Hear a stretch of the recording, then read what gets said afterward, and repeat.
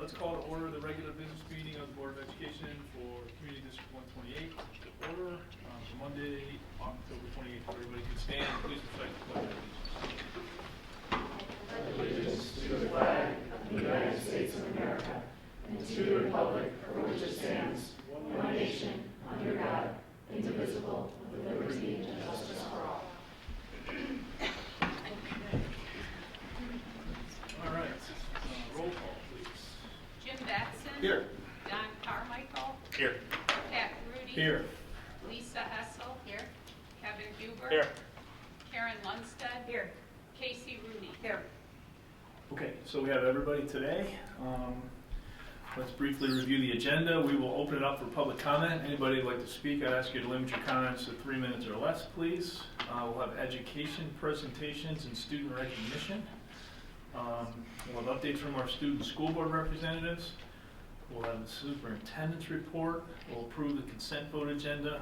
And I will highlight one item there. We are going to remove item 3B from the approval of the consent vote agenda and bring that back next time.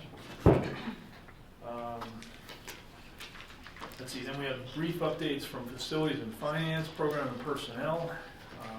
CEDAW, anything? Yeah, a little update from CEDAW, and then Jim, Yeah, I just have a brief comment. Okay. And then we are also going to add a closed session tonight. Topic being employment of an employee. That would be 5 ILCS 120/2C1. There will be no action taken after that executive session. Okay, but we're going to convene briefly to discuss employment of an employee. All right, anything else? All right, would anybody from the public like to speak tonight? Yep, go right ahead. All right, Kelly. A woman in a red shirt steps up to the podium. Hi there. Do I need a mic? Yep.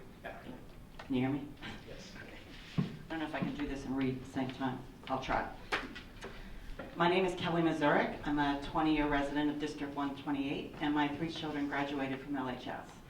I'm also here as a volunteer with Moms Demand Action for Gun Sense in America. Moms is a grassroots, nonpartisan group working to end gun violence that I joined shortly after the school shooting in Parkland, Florida. I spoke to you a few weeks ago at the PMP committee meeting and asked that you oppose IASB Resolution Number 1 at the upcoming annual meeting. This resolution calls for giving school districts across the state discretion to arm teachers, but arming teachers would make children and everybody else in school less safe. This board opposed a similar resolution last year, and I applaud you for that. Thank you very much. I'm here tonight to ask for your public assurance that our IASB delegate will be attending the meeting and voting no to resolution number 1. I won't repeat the facts that I shared at the committee meeting. I told you I had a lot, and I'm going to pass out some, I'll give you some more before I leave. But like everyone else, I'm horrified by school shootings and feel strongly that guns don't belong in our schools. Our school buildings are meant to be places of sanctuary, safety, and learning for our kids. The presence of guns at school adds an unpredictable element that puts educators and students at increased risk. There is no data that indicates arming teachers will make schools safer. Instead of spending money to arm and train teachers, let's spend our taxpayer dollars to hire additional mental health professionals and school social workers, establish threat assessment programs to understand and intervene when a student is at risk to themselves or others, and continue to implement security upgrades to prevent access to our schools and classrooms. We can all agree that something needs to be done to reduce gun violence in our country and to protect the lives of our children when they're at school. Safety school experts, teachers, many law enforcement professionals, and our medical professionals all agree that arming teachers and bringing more guns into our schools is not the answer. I urge the board and your delegate to continue to oppose any effort that would arm staff or teachers, including IASB Resolution Number 1. Thank you for your time, and thank you for your service to our district. Thank you. Sure, and thank you for coming to the committee meeting earlier in the month and coming tonight. I am the IASB delegate for this board to that meeting that will happen later in the month. I can assure you that I'm planning to be there, and I'll make every effort to be there. And we have one more committee meeting to discuss those, opportunity to discuss those resolutions, but I can assure you that my position and our position has not changed from last year, where we opposed that particular resolution. So I will do our part. Okay, that's great to hear. Thanks very much. Okay, anybody else like to speak? All right, let's move on to student recognition. A man in a blue shirt and tie is at the microphone. Hello, everybody. John Gilliam, principal of Vernon Hills. I have the privilege tonight to recognize one of our fine athletes. So, Coach and Lexi, come on up. Lexi Schulman is the young lady who we are honoring tonight. I'll let Coach talk a little bit about her. I have the privilege of being friends with her parents, and her dad, Eric, has been telling me for years that we have quite a golfer coming our way, and so she's a freshman this year. I was able to watch her from afar as she climbed the ranks to where she ultimately finished. So that was cool, but then I also had the opportunity to play with her in the staff student golf match. And proud to say that we tied for first place, 5 under, 9 holes, pretty impressive. And I'm proud to say that I maybe had 1 shot count, and she had just about all the rest of it. So Lexi's a good kid. We're happy to have her as a freshman and for 3 more years. Coach Steve Downey's going to talk a little bit more about her. Good evening, everybody. I'm the head girls golf coach, as was mentioned, also a counselor at Vernon Hills High School. And I also was hearing about Lexi for probably at least the last 2 or 3 years from other coaches and other players from other teams. So definitely excited to have her on the team this year. So a few things about her. She set a number of school records this season, and I'll list a few here. And if you're not a golfer, just believe me, these are really, really impressive scores, right around par. So her dual match 9-hole season average was a 36. Her 18-hole season tournament average was a 73. Her low single 9-hole round was a 33 at Vernon Hills Golf Course. Her low single 18-hole round was a 67 at Vernon Hills Golf Course for the Cougar Classic, which is a team we also won. All of her finishes at the IHSA Regional, Sectional, and State are also school records. At IHSA Regional, she placed 2nd with a 77. At IHSA Sectional, she placed 3rd with a 72 in a field of 112 golfers at a very tough golf course. And then at IHSA Class 2A, and for golf, 2A are the biggest schools, so that includes Stevenson, Barrington, New Trier. So at the IHSA 2A state finals in Decatur on October 18th and 19th, she placed 5th, which is considered all-state. And her scores for the 2 days were a 73 and a 76 for a total of 149. And Lexi is the first all-state girls golfer in the history of Vernon Hills High School by a long shot. And not only is she a terrific golfer, but she's also a great person as well, very easy to coach. She doesn't let a bad shot or a bad hole get her down. And she has the same demeanor and attitude regardless of how she's playing, which in golf, this is definitely a very big feat. She's also very humble and does not brag about her scores. She's a good teammate and gets along very well with the other girls. She's also very coachable and willing to take advice, even with how talented she is.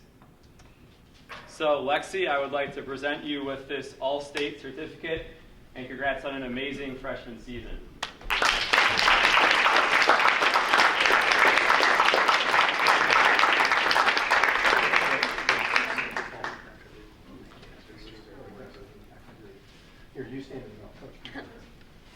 Lexi and Coach Downey stand for a picture with Dr. Gilliam, Superintendent Prentice Lee, and School Board President Pat Grudy.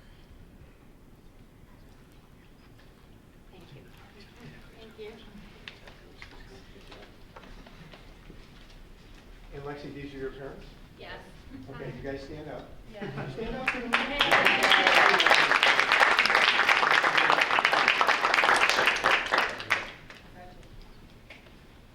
Board President Pat Grudy. Yeah, I can't say. That's usually where I'm at after 5 or 6 holes. But I had more fun. Okay, very good. Well done. Next. Best buddies. Man in a patterned shirt, green tie and a dark jacket steps to the podium. Well, good evening. I'm Tom Kalenis, principal of Libertyville High School, and I stand up here representing not just Libertyville High School, but Vernon Hills as well, because as we talked about different types of programs at our school that we are very proud of, we thought about programs we would want to educate the board and our community about, and our Best Buddies program was one of the first ones that came to mind. We have a very remarkable and awesome Best Buddies program at both Libertyville High School and Vernon Hills High School. Tonight, you are going to hear from the two co-presidents of the Libertyville High School Best Buddies. The Vernon Hills Best Buddies president was invited as well, but she's out sick today with a cold, so hopefully she's on the mend. But I'm going to introduce two seniors at Libertyville High School. Maggie Hutchins, come on up, is one of our co-presidents, and Colleen Mullins is our other co-president. Both of them are seniors, and they're going to share with you some information about Best Buddies, but also some information they learned at the statewide Best Buddies conference that they actually at Libertyville came and shared with our administrative team about ways that we could design and create programs in our school. And so they knocked the socks off our administrative team there. We learned a lot from listening to their presentation, and we wanted them to have the opportunity to share it with our community this evening. So without further ado, Colleen and Maggie.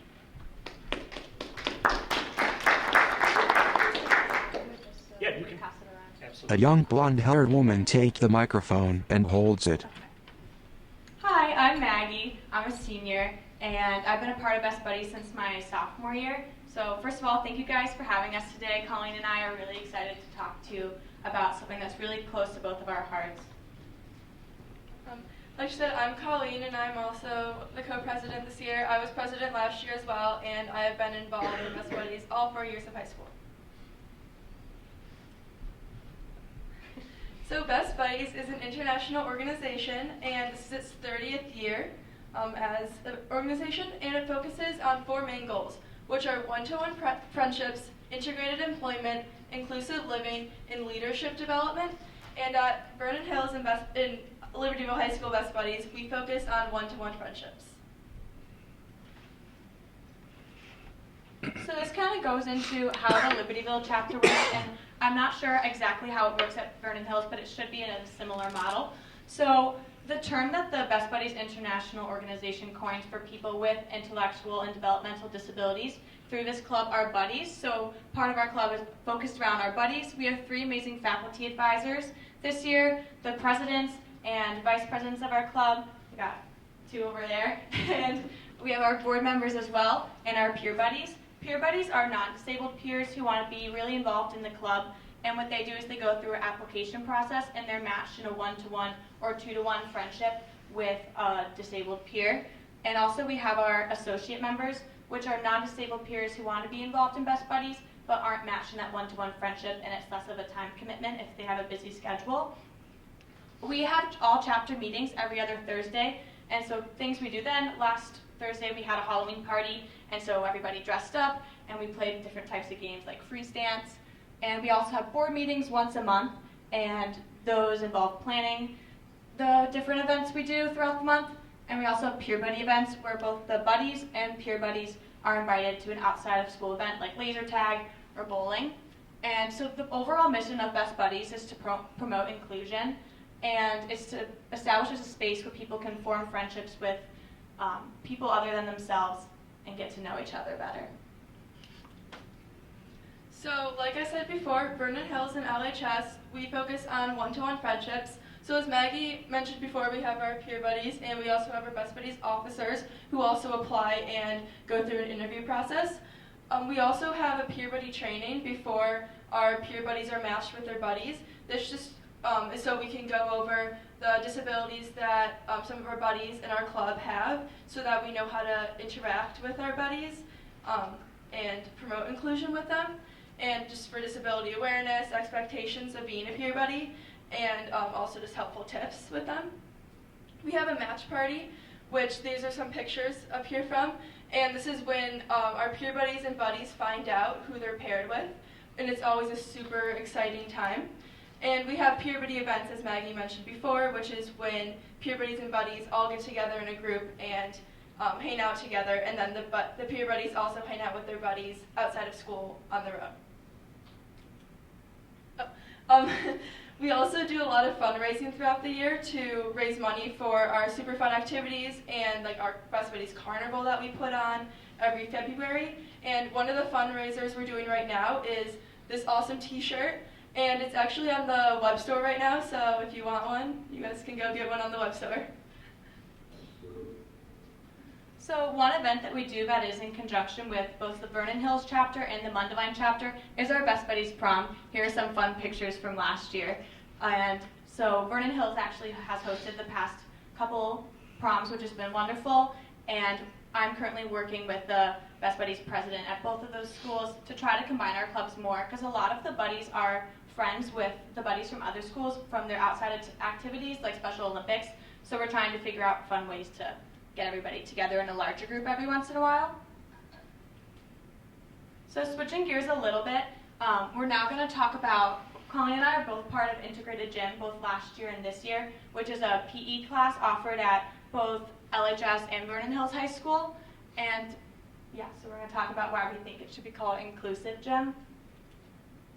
So as Dr. K mentioned, I attended the National Best Buddies Leadership Conference over the summer, and in one of the meetings, we discussed the difference between the word inclusion and integration, and that's something that really stuck with me because our gym class that we do here is my favorite class of the day. It's so much fun, and it really is an inclusive space, and I thought the name should match that to demonstrate the kind of environment we're trying to set for everybody.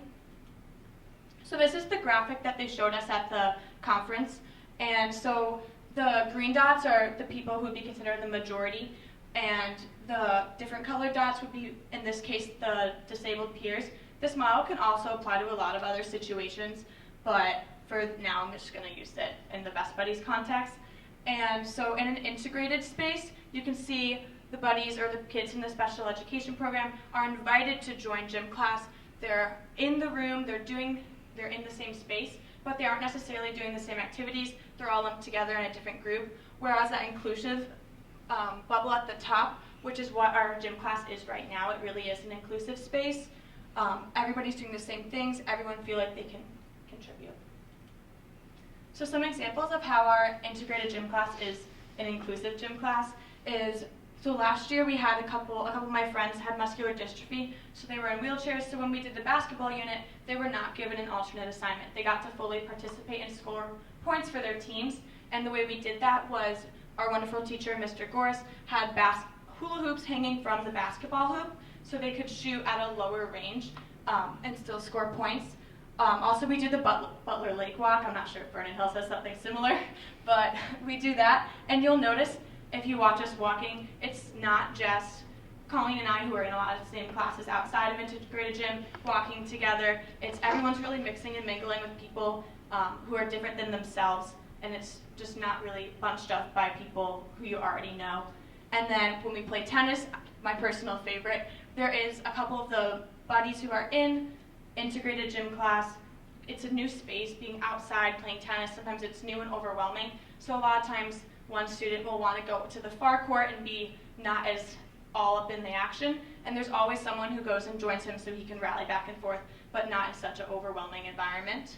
And so that is an example of how it is this first bubble here and not the second one. So it is an inclusive space. So up here is the definition of inclusion and integration.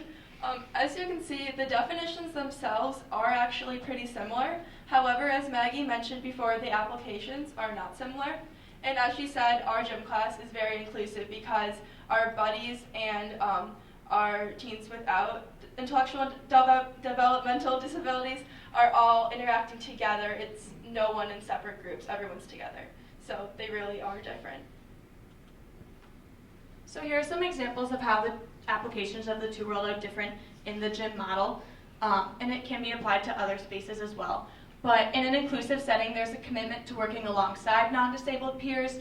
Everyone is engaged and encouraged that everyone has something to contribute, and they're the same activities for everyone, whereas the opposite in an integrated model. In an integrative space, the buddies would have to adjust to the system. The system is not adapted for them, and they're not getting the same experience. So they'd be separated, doing a separate activity. They wouldn't be able to play basketball because those hula hoops weren't there, so they'd be just tossing a beach ball back and forth off to the side, which is not getting that same gym, super fun basketball experience.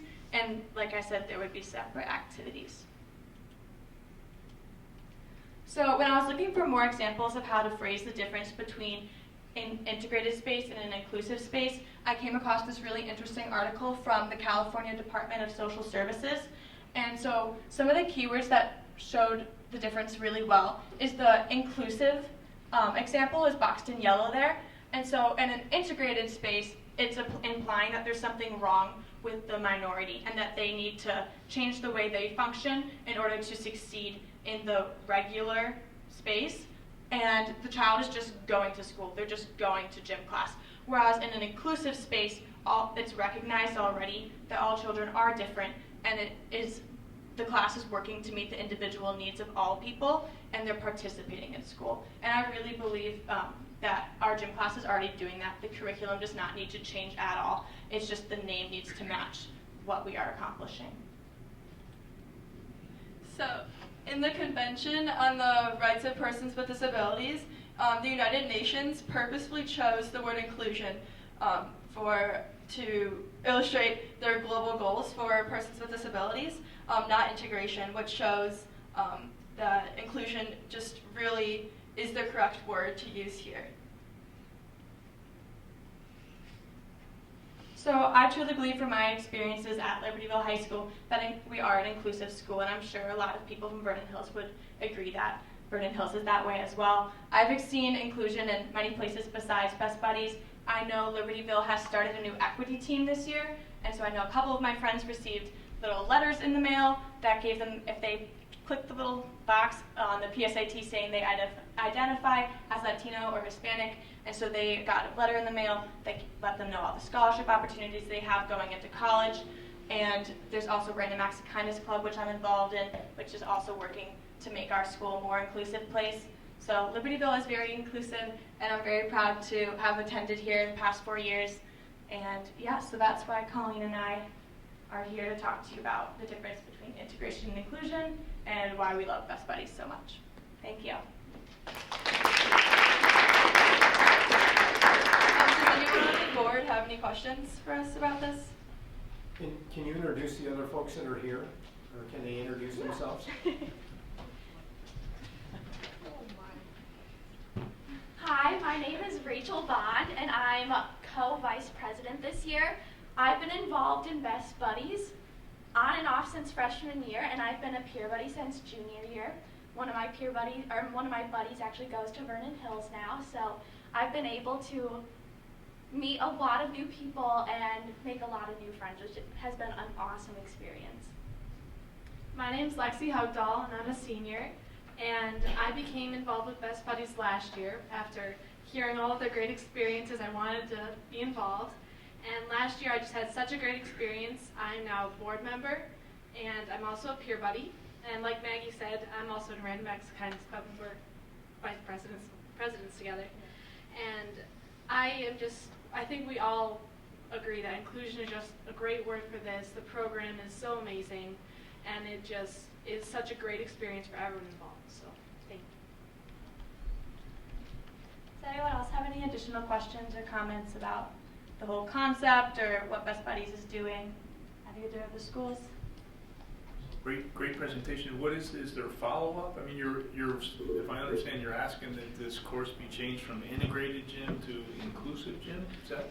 Yes. So that's one thing I wanted to highlight that I think, and I hope you as a board are very proud of, is that when we do curriculum review and curriculum audits, students and community members are able to contribute to that process. So the students came to me with the proposal, and now that proposal is going through a formal process where we have to look at the name that's proposed.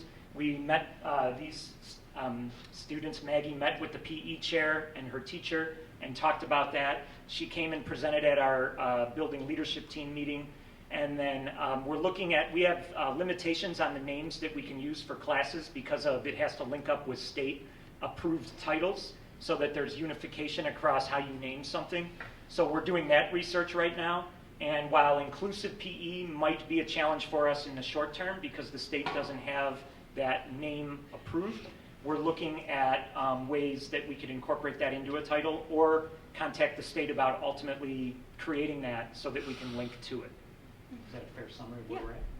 Definitely. Great. I mean, my comments are, once again, I always admire seeing these kinds of presentations because we do spend so much time focusing on, I'll just call it again, the reading, writing, and arithmetic stuff. And I'm so proud of you guys for these things because this is a lot of work to do this, and I admire your passion, and you know, I'm amazed at what you do, and I just think it just sets you up so well for all the things that you're going to face once you leave LHS or VHHS. So you guys should feel very proud of yourself and what you're doing. And I'm all for taking on the state if we can't fix this.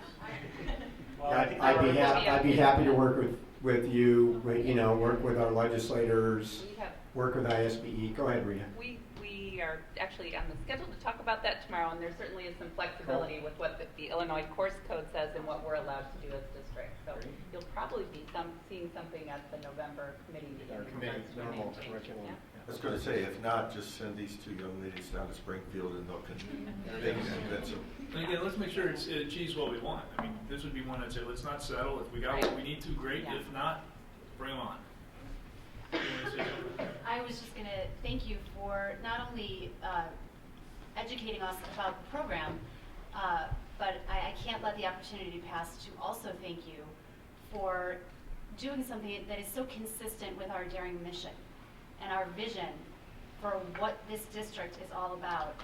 Not only for when you are here in school, but what you will take with you and what all the participants will take with them out into the world when they become global citizens. So thank you. I just also wanted to say, one of the things I really appreciated about this is just the idea in our culture right now where words are thrown around and often very carelessly, that this just really shows that words matter. And even in a case where it's not like there was a word that was wrong, it's just there's a better word.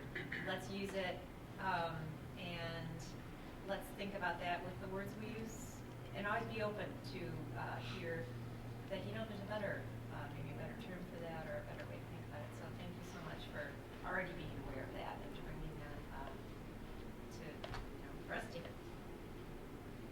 Great job. And that was the other point I was going to highlight in closing is that this this graphic, which Maggie and Colleen presented, sort of shows an evolution in our society through history and how historically we may have excluded different populations of people, and then we moved to segregation as a nation, and then integration. And while now I think our students are leaders in leading for using our daring mission and being on the forefront of creating inclusive environments. And so after they presented to our leadership team meeting, some of our discussion was, where are we as adults identifying areas where we're integrated and where can we move for greater inclusion? And I think what you may hear from us, whether it's other students who come in or different staff members, are the numerous areas where we are as a district talking about equity and inclusion for all of our students, and some of the ways that that may alter and change some of the programs, classes, clubs, activities, and sports that we offer. So this is definitely a work in progress, and we were just ecstatic that in this case, like in many others, our students are leading the way. And again, it also shows the value. I think you said you went to the, was it a national conference in the summertime? Yes. I mean, what a great thing, right? Yeah, it was really cool. There were, thank you. I got to meet so many people from basically it was the presidents from every single chapter, or almost every single chapter in the entire United States, extending into Ireland. I know some people from Hong Kong were there. Super cool to see how, I didn't even know how widespread this club was. I really only knew the Libertyville view of it, that the one-to-one friendships were going and playing laser tag and painting pumpkins. Everything's great. I didn't know they offer opportunities for people with intellectual and developmental disabilities to become motivational speakers and find employers that are accepting and all these other really interesting values. Look, can I ask one other question? Sorry to drag this on, but this just piqued my interest because it's clear they chose the right co-president. So how did they choose you guys to be co-presidents of this? So Colleen was president last year, and then she put in a nice word for me to be president this year, and then I went through an interview process as well. But do you want to talk about that a little bit? I mean, Yeah. so when I was a freshman and I immediately became involved with Best Buddies, and sophomore year, the first year I could join the board, I did. And I was actually the only underclassman on the board. Everyone else on the board was a senior, and then there was just me, the one sophomore.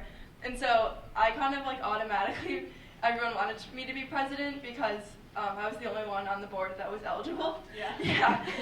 So it was kind of an automatic thing And for good me. for us you were, by the way. That's great. Right. Yeah. How So it then, still stands, by the way. yeah. So then I was president again this year, and more people applied, and yeah, Maggie was amazing. So she also became president. It's much easier having two presidents. There's a lot that goes into it. So Colleen and I, when one of us has a test tomorrow, we'll kind of switch it back and forth who's going out and buying toilet paper to wrap each other up like mummies and things like that. So yeah, it's fun. Great job. Thank you. Anybody else? Correct. All right, thank you. All right, equally as inspiring tonight, we have our updates from our 6 distinguished student school board representatives. You guys want to start? VHHS student Ella Blaker. AP exam registration for first semester and full year classes was earlier this year than in previous years, and students have now registered and they're able to pay for their exams. And students that are taking second semester only classes will register during second semester, so they don't have to register right now. Also, the musical Mamma Mia had a successful run this past weekend, and there are only 3 shows left. One is a special performance on Wednesday, October 30th at 4:45 p.m. for senior citizens in the community, so you're all invited to attend that day. Also, the Cougar... Mr. Huber, why did you look at me? Dr. G told me to say that.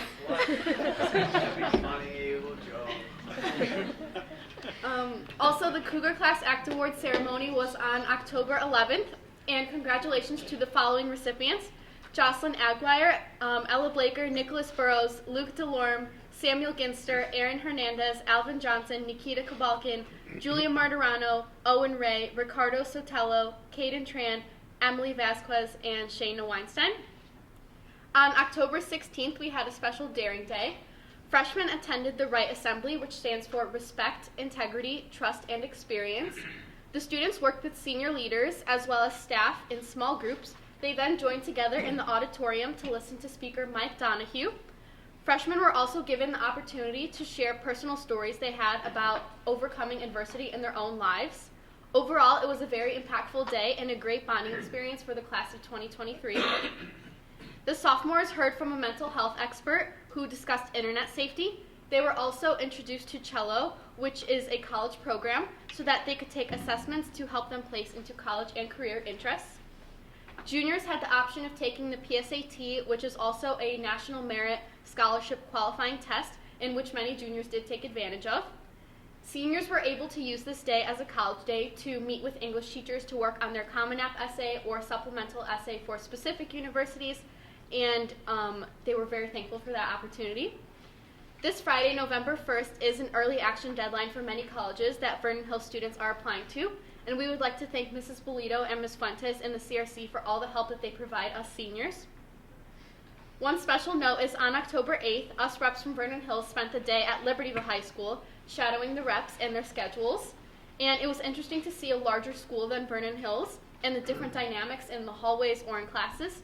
We really liked the tour of the school where we were able to see the auditorium, the backstage area, various classrooms that they use for different curriculums, and the new pool.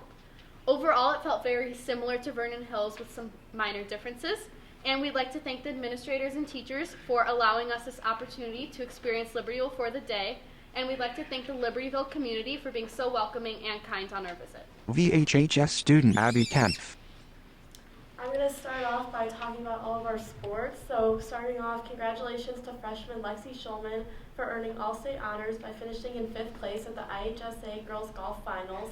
It is an amazing accomplishment, and we look forward to seeing what else she does in the years to come. Rohan Vasudeva also made it to the state finals for boys golf, so congratulations to him as well. Girls cross country recently earned their 4th straight conference championship. They have won every year since joining the CSL.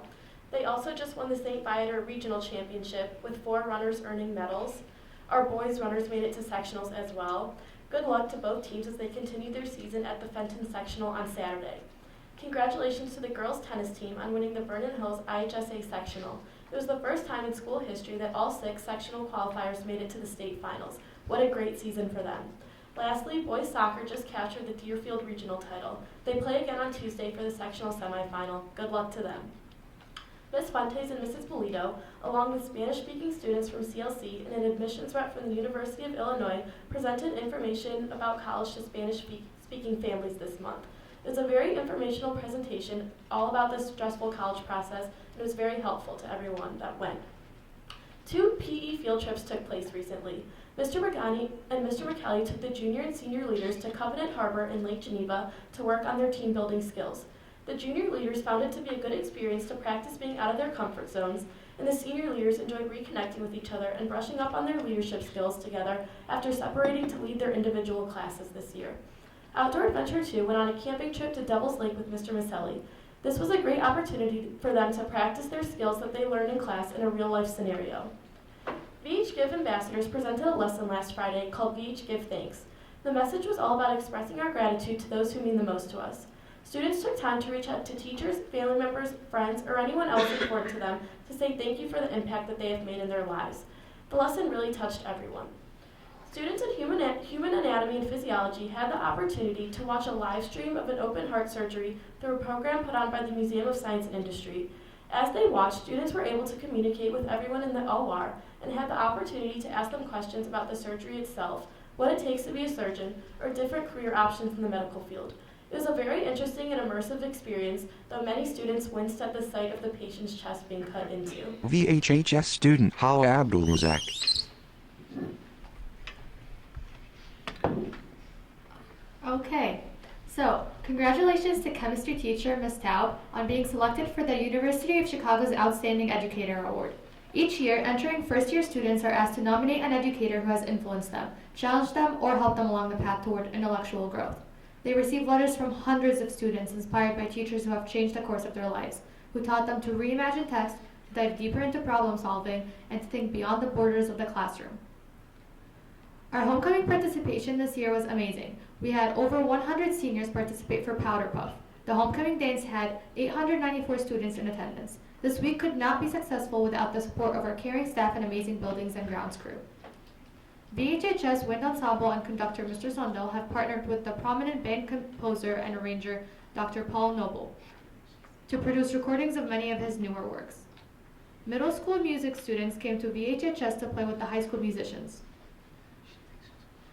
VHHS hosted its career fair where organizations were able to set up booths in the field house and students explored different career paths during their classes and study halls. There were also breakout sessions where speakers gave presentations on their respective careers and answered student questions. 2 of Vernon Hills math teachers are using a unique grading system being called Standard Grading System. Last year, Mr. Pardun assigned categories of skills such as mastery, approaching mastery, progressing, and beginning to assess each student's level in his pre-calc and calculus classes.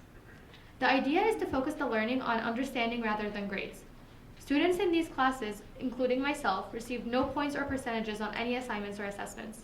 While this may seem beneficial to some, other students seem to be uncomfortable with the idea.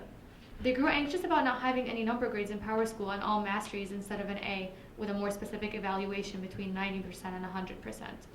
However, this year Mr. Pardun has adapted to a similar system that Mr. Corney, who is also teaching calculus, is using.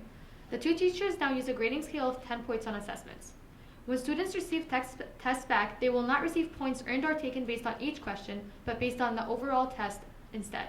This means there are no points attached to each question, but the teacher evaluates the mistakes and give a score between 1 and 10 accordingly. This is beneficial to many students who struggle with having points taken off on basic minor errors in previous math classes. Under this system, the goal is to show a well-developed understanding of the skill and learning target rather than to focus on grading points for each question. This October, our school magazine, The Scratching Post, released its first issue of the year. Students in journalism classes worked hard to create this issue. The October magazine featured news articles about senior quotes and a features article comparing LHS and Vernon Hills High School school spirit cultures. We are excited for more issues to come. LHS student Catherine Corliss. So we're also going to start off with our visit to Vernon Hills High School. So this past Tuesday, we 3 Libertyville reps traveled to Vernon Hills to shadow our reps there. We were able to observe the life health class, consumer management, AP Spanish, journalism, speech, and psychology. We had a great experience there throughout the day and have many positive things to report back. To hone in on one class specifically, we really saw the daring statement in action in the journalism class. Their teacher led activities that encouraged students to be more aware of what their own stories told and what stories they were covering, and whether or not they were capturing stories that were also different from the perspectives that they themselves hold, which we really appreciated getting to see. We also noticed a couple of things that are different than how things are run at LHS. For one, we noticed that the classrooms were set up differently, and for one thing, had a lot more desks and chairs that were rollable, which we felt like created a more collaborative environment. At LHS, a majority of classrooms still have normal desks set up in rows, set up in rows, whereas at Vernon Hills, more desks are facing each other. While LHS is currently in the transition to introducing more of this dynamic classroom-like material, we look forward to seeing that continue on a wider scale. Another thing that we saw was the consumer ed requirement. At Vernon Hills, everybody is required to take a consumer management class or a personal finance class in order to graduate, whereas at LHS, economics also fulfills that requirement. While when we observed their consumer class, we felt that the content that they covered was extremely valuable and feel that LHS would stand to benefit from a similar policy of not including economics in fulfilling the consumer requirement. When we raised this question to other students at Libertyville, one common issue that we heard was that by allowing econ to fulfill the consumer requirement, students are pushed to take an extra AP class when they may not otherwise need it, because it can somehow be a GPA boost. But just to sum up the day as a whole, we really appreciated the opportunity to get to spend time with our Vernon Hills reps, to grab another lunch with them, and to meet all the teachers and staff at the school. So for a few school ongoings, on October 16th, we had the Daring Day. Juniors were at school to take the optional PSAT, and the other grades got a chance to participate in this year's Daring Day. Freshmen and sophomores participated in a variety of activities, such as the Art Impact Project and Growth Mindset activities. Seniors got the day for college preparation of their applications with help from the CRC and the Right Place. A few English teachers were able to stay in the MASH until noon, where many seniors got the chance to have one-on-one essay help, which was widely agreed upon to have been very helpful and much appreciated. People in sports and theater still had to come to school for regular practices and rehearsals, which was met with mixed opinions. It was tough for juniors who had the PSAT to go to a practice before the test, naturally, and it was also tough if they were exhausted after taking the test to go to practice. But some people stated that they found it nice to have something to get their day started, such as a morning practice. LHS also started their annual canned food drive, and all the canned goods brought in will be going to the Libertyville Township Food Pantry. LHS is known for being a major donor to the food pantry, and we hope to keep the momentum going. One major change from last year is that the competition to see who can bring in the most cans is between grade levels rather than between second period classrooms, and this brings a fun spirit of unified competition to the school.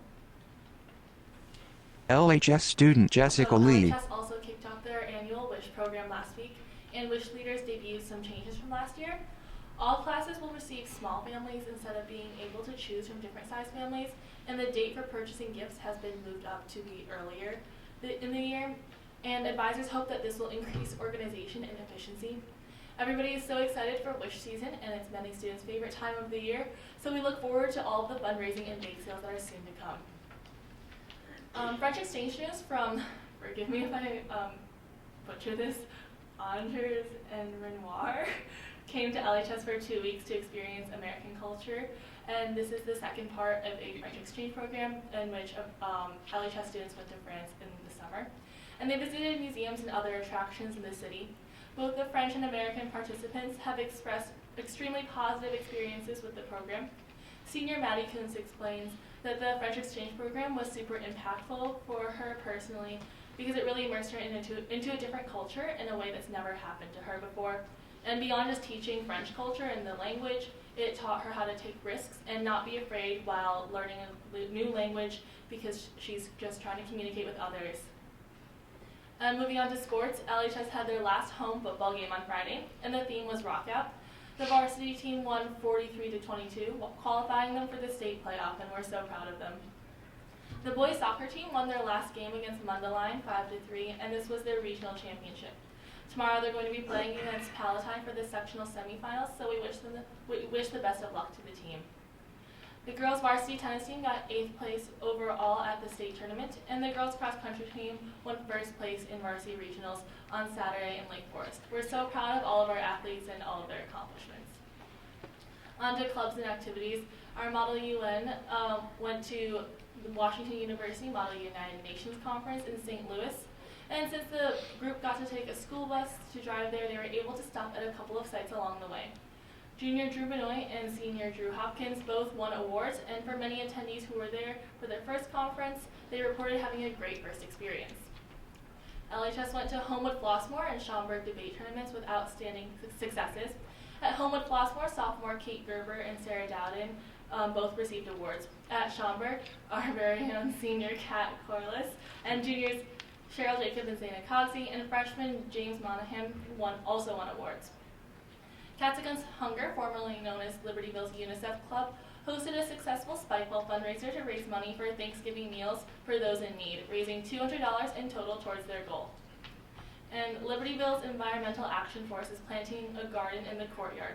And they're planting the whole thing with native Illinois plant species, so they're currently cleaning the non-native grass plants and will begin planting this native species in November.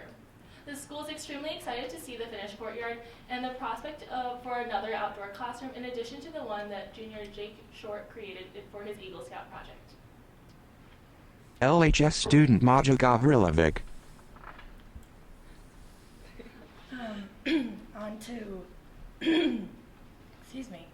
On to fine arts. We have this year's school musical, All Shook Up. It had 2 amazing performances on Saturday and Sunday. This year's show is performing for 2 weeks, which is super, super nice. So it gives 2 more chances for people to see the show on Friday and Saturday this weekend. Last Friday, the cast of All Shook Up went to see Vernon Hills' musical, Mamma Mia, and Vernon Hills came to LHS on Sunday to see All Shook Up. So it was super cool seeing both schools' theater programs kind of connecting and meeting each other. In orchestra, we had the Fright Night concert on October 17th in the gymnasium. We spoke with senior Isabel Greenberg about the concert, and she described it as unlike any other orchestra concert that they perform during the year. They get to perform pieces from specific subsets of music. The director, Mr. Marino, also continued the tradition of being carried onto stage into a coffin and jumping out dressed as the Grim Reaper. We want to congratulate the orchestra for all of their hard work and for a great concert. In ILMEA, 32 students from choir, band, and orchestra have been selected to participate in the Illinois Music Education Association District 7 Festival. More than 100 high schools participate in this audition-based festival, and it's the highest individual honor a student can receive, so we're extremely proud of the Wildcats who made it. In health and wellness, we have Red Ribbon Week starting up this week, and it's all about the awareness and prevention of use of drugs, tobacco, and alcohol. This year's LHS students have expressed in the Red Ribbon survey that they want more information on vaping and how to help others with vaping addictions.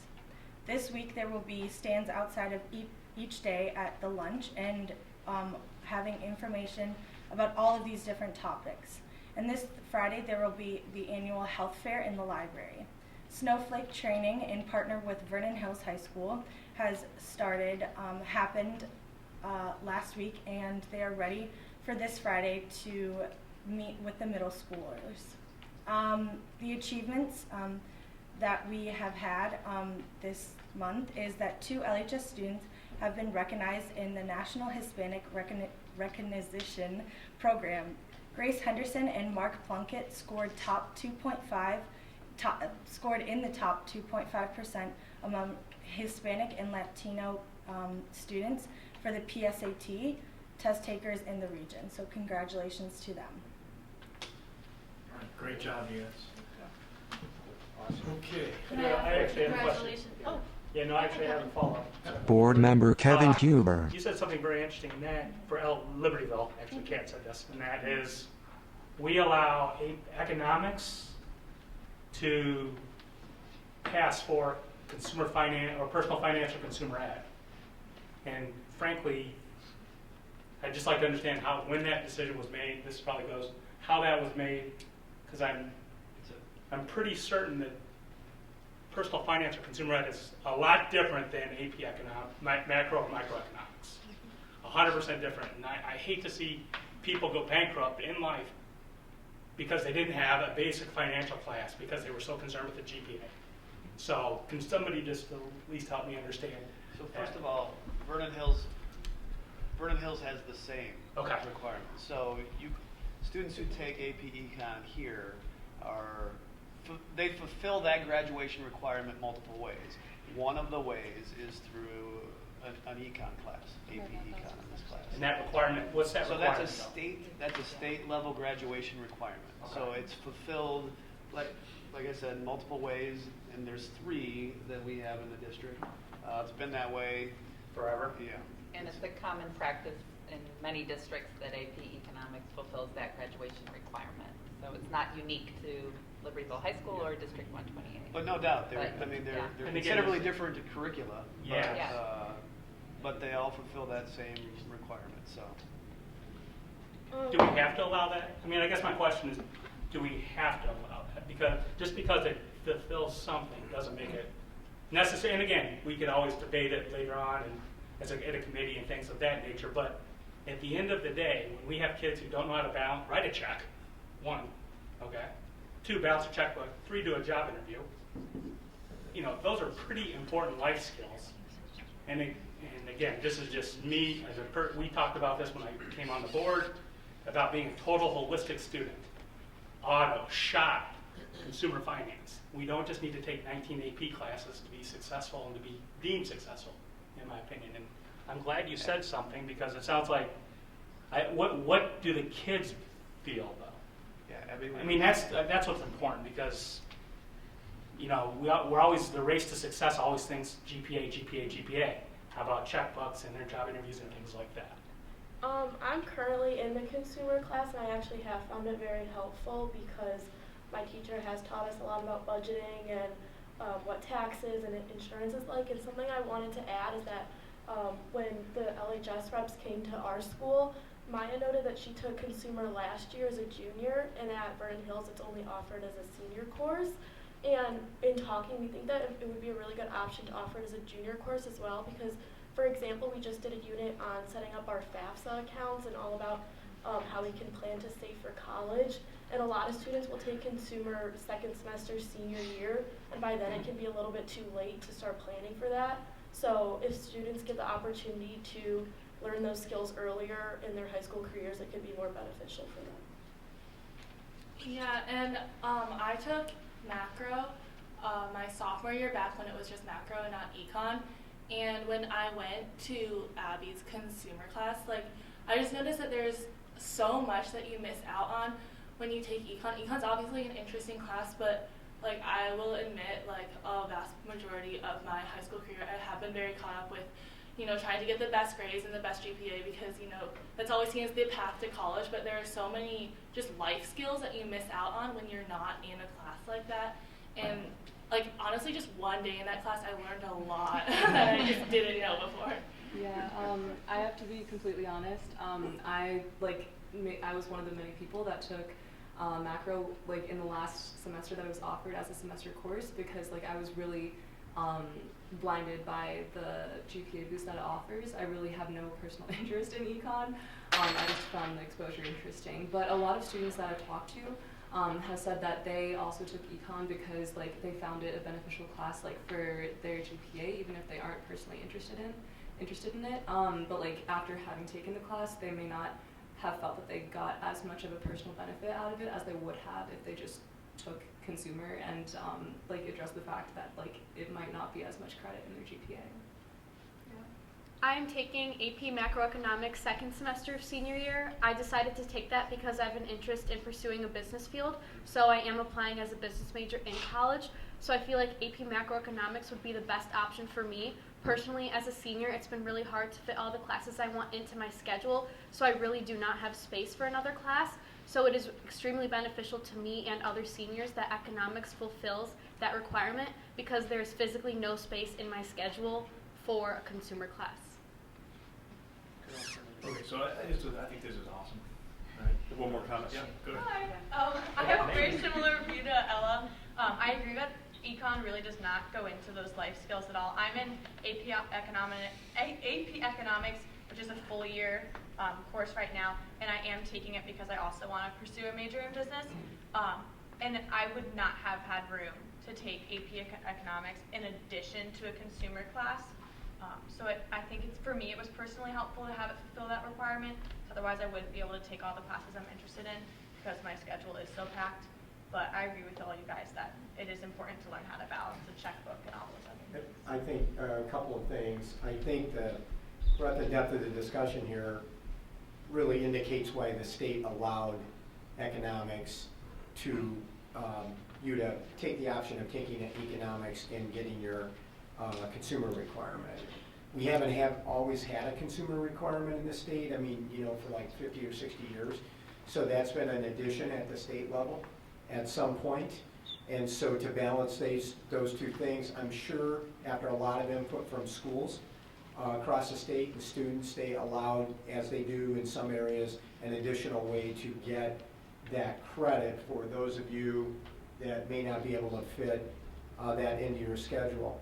Also, for students that are in the fine arts, if you're taking band, orchestra, or choir, and you're taking a fairly rigorous student program, there is no space in your schedule for other electives. There's just no place to put it. So that becomes perhaps problematic as well. But Kevin, your point is still well taken. In the world that we're living in today, for kids to have that basic knowledge, as you guys have talked about, and some of you have seen and visiting those classes becomes, very important. So, Rita, I don't know if you have anything else you want to add. I think what we're hearing tonight from students is exactly why we've talked about the need to include students on our curriculum review committee, and we have plans to do that as part of Daring, to continue to look at all of our offerings through the lens of what our students tell us. And it certainly is true that they don't all speak with one voice, just like we heard tonight, that what works for some students doesn't work for others. But considering their needs and their voices as we make these decisions is increasingly important. And I'd say, so again, this was awesome. I think this is probably the 15th class of student reps we had, but this is the kind of interchanging feedback I think we've been looking for 15 years, so kudos to you guys. But this would be a good topic for a future discussion, I think, to follow up on your point, Kevin. And I guess the thing I would throw out there is, are there other ways that we can achieve this? It may not be another course. I mean, if what we're hearing is people are graduating from our two high schools and they've never had to worry about creating a budget or writing a check or, I don't know, buying a stock or whatever else. Taxes and insurance. Yeah, maybe there's a club that could be created that, you can just do the Cliff Notes version of it instead of what you do. I wouldn't want to take away from the course that's offered, but it'd be interesting to see what other options we have to meet the need here, because I'm sensing some real passion around this topic, and I think this is great. There's also the potential to kind of review the standards in the AP Econ courses as well, to address how and why those courses cover the consumer requirement. Yeah, well, I for one, I wouldn't discount the value of micro and macroeconomics in today's world as well. I mean, right.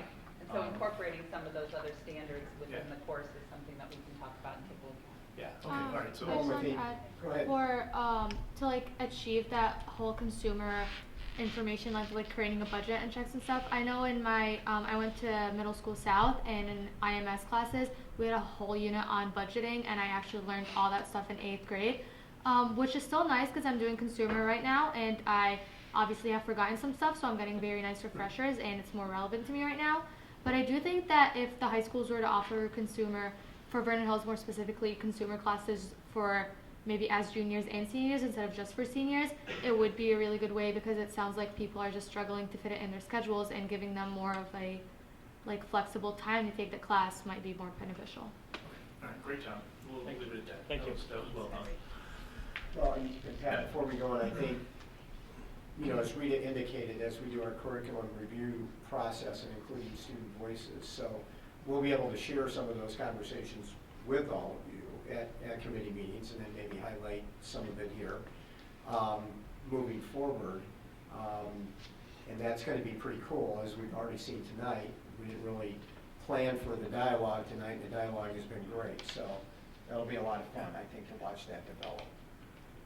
And by the way, these are the kind of discussions, like, you won't believe this, but it won't be too long from now that it'll be springtime, and you guys will be handing off the baton to the next 6 people. I would ask you to make sure they're aware of the full breadth of their responsibilities, which is bigger than just telling us what's going on in the high school. Okay, it includes all these things about, what are the gaps that you see, what are the things you wish from a student perspective you wish we could do. Because the worst that we're ever going to say is no can do. Right, but so far I'm seeing a lot of very good follow-up. All right, so wonderful job. And if I could just offer congratulations to Kat on your debate award, and to Ella on the Cougar Class Award. We're very proud of you. And kudos to both schools. I know Don and I were at Mamma Mia. I wasn't able to get to the Libertyville play, but the talent in the 2 high schools is just unbelievable. And it's just so much fun to watch. We're still at this weekend, so And let it be known that some of that talent actually goes on to bigger and better things, as the proud mother to my left would probably be willing to share sometime. So great training for your future endeavors. All right? Great job. All right. You guys are free to go? I'm sure you have other things to do. Oh, before you go, we have some, I think, social studies students with us, probably history? Government. So why don't you stand up, because we see several of you at every meeting. And what, are you all from the same school tonight? Libertyville. All from Libertyville tonight. And who's your teacher? Mr. Duffy. Mr. Duffy. I have Brent. Mr. Duffy. Who do you have again? Brent. Laura Brent. Okay, great. I as well have Laura Brandt. Okay, great. All right, well. I did it, actually. And do you see how we did this? Now you're on video because we taped the board meeting. So nobody can question your signature because you will be on tape that you were here. So, okay, yeah, you guys can go. Thanks, guys. Thanks for coming. Good job. You know what? You look as comfortable as you like it, right? Not for a dull moment. Okay, next. I think it's me. Let me just do 2 others. Okay. All right, number 1. Lunches on November 4th. Yes. Yeah. That's good. All right. So 2 things. One, the committee meetings are November 4th, so they're early this month because of Thanksgiving. I hope to get back in time. I will not be here for lunch. All right. So anybody who would like to volunteer to have lunch with this inspiring group, let me know tonight. We'll make sure Carol knows who's going to go. All right. These guys they're fantastic to eat with, actually. Because all of the enthusiasm you see tonight carries right over to the lunch table, and it's a lot of fun. It's 11:30 a.m. at Baker Square, so just let Pat or me know that you want to hang out with us, and if there are more than one, you can do that too. We'd be happy to have more than one of you there. Yeah. Okay, second thing, I think everybody got a copy of the schedule for the tri-conference with all of the presentations and stuff. I would like to bring that to probably P&P or whatever, one of the committee meetings, just to coordinate who's going to what, okay? There's a bunch of us going. There are a whole lot of things. Many of them are often at the same time.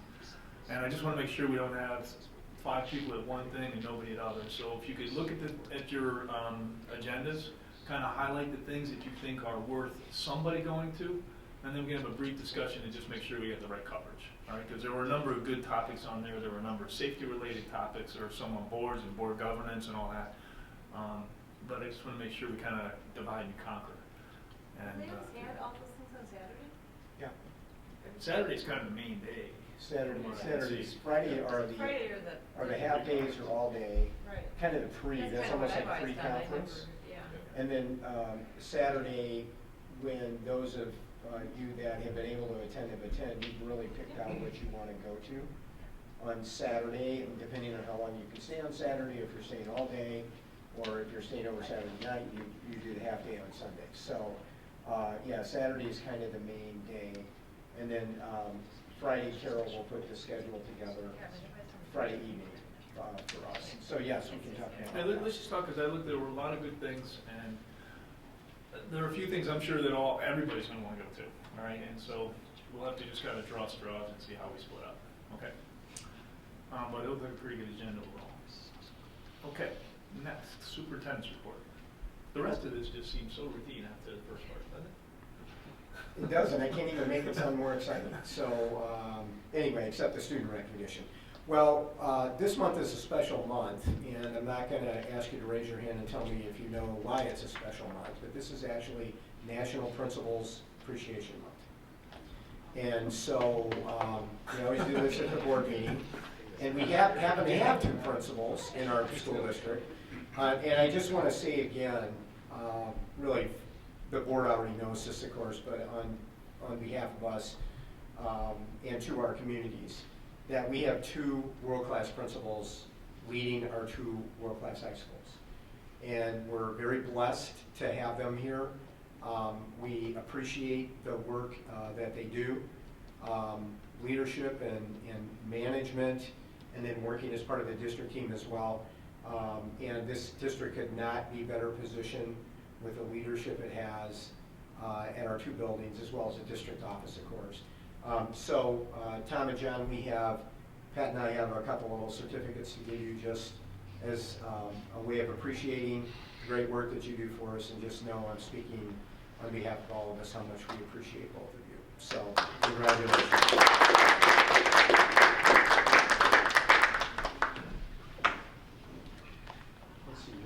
No. Tom, come on over here and let Mary get a picture. Background, like here maybe. John, step in there. Principals Dr. Tom Coulantes and Dr. John Gilliam stand for a picture with Dr. Lee and Board President Grudy.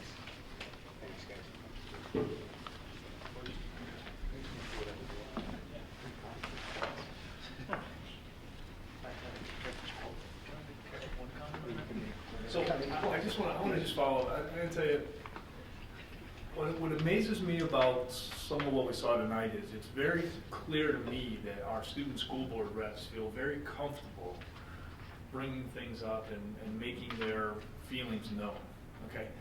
And I believe that doesn't just happen everywhere, all right? So I really want to give you guys, and really everybody in administration, but you 2 guys in the building in particular, credit for establishing a culture, okay, that I think is really just feeding our students. I mean, we know technically how good you guys are at what you do, and we can't understate how important that is, but what's really impressive to me is what you've been able to accomplish from the standpoint of creating a culture where our students, I think, I'll say, really feel like they can thrive, okay? And to see them today, to really kind of look to you guys and say, well, you know what, but this is how we'd really like to see it, I just don't believe that happens everywhere.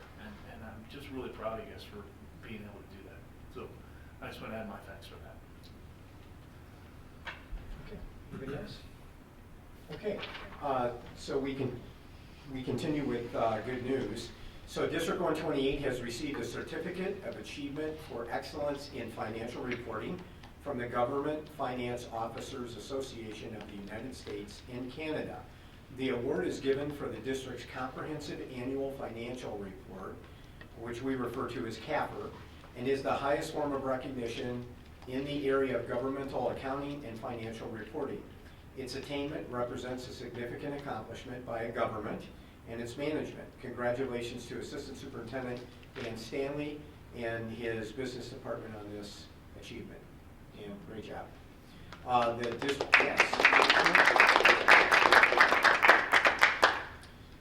District 128 Special Olympians have been very busy this fall. On October 5th, 2 D128 Special Olympian teams competed in the Unified Soccer Sectionals in Elgin, with the Storm Black team winning gold and qualifying for state by winning its division, and the Storm Orange receiving silver and receiving an at-large bid to join them at the state tournament. Both teams will now be competing at the State Unified Soccer Tournament in Schaumburg on November 2nd, so that's coming up this weekend.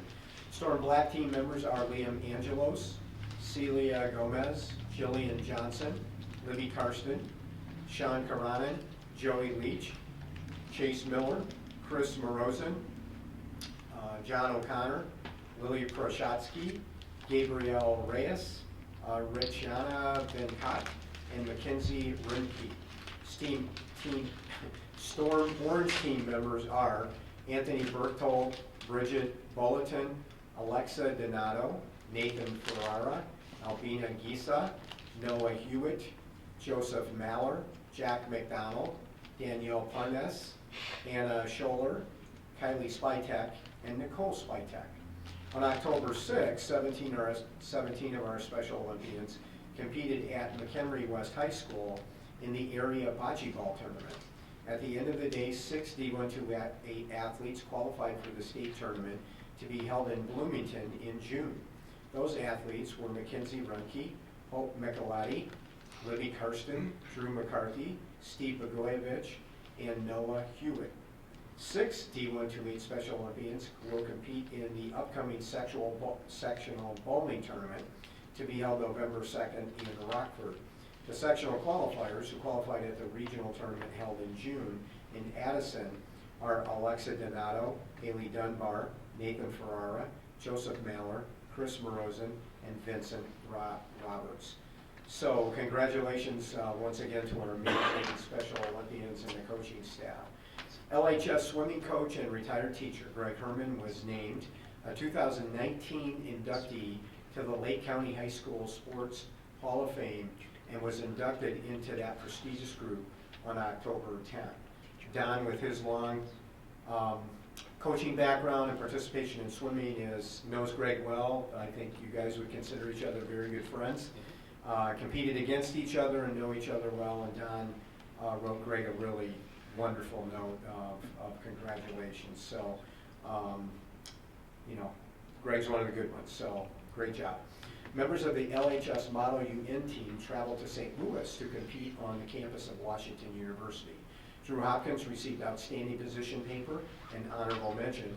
His position was Titus Kalenius, quaestor in the Joint Crisis Committee, 2nd Punic War, Rome. Andrew Benoit received verbal commendation. His position was Anne Hidalgo, Mayor of Paris, in La République in Marshall, Council of Ministers of France, 2017. The team was accompanied by advisors Kara Boseman and Matt Wall. And the District 128 Foundation for Learning has announced this year's recipients of the Alumni Achievement Awards, Jessica Chiarella from Vernon Hills High School class of 2005, and Sarah Potempa, Libertyville class of 1999. They will receive their honors at the big event November 8th at Mickey Finn's in Libertyville. Mary, did we have a slide tonight that you wanted to show? Okay, if we can get Stuart to pan around to that, just a reminder for the community, the Foundation's big event is, in fact, Friday, November 8th from 7 to 11 p.m. at Mickey Finn's. This is a great event. All the proceeds go to benefiting innovation grants and students in need. This is a major fundraiser for the Foundation, and in the past 10 years, the Foundation has given out well over $300,000 in innovation grants, and really has been the tip of the spear of innovation in the district, over and beyond what the taxpayers give us. So we really hope to see everyone there that evening. Okay. Next on the superintendent's report tonight is proposed 2020-2021 school calendar. Rita has spent several meetings just reviewing the calendar after many meetings and much input into the calendar. So we are recommending the 2020-21 calendar as proposed coming out of our October committee meeting And we would need a motion, a second, and then a vote, Pat. Okay, is there a motion to approve the proposed 2020-2021 school calendar? Rita, I have a question, and apologies for not seeing this earlier and just really drilling down on it. What is the rationale behind the grading day on January 4th? Isn't that traditionally the last day? That would normally be Friday the 18th. Yes, we spent quite a bit of time on this calendar to attempt to more evenly balance the number of instructional days, first and second semester, and you can see that they are in balance still.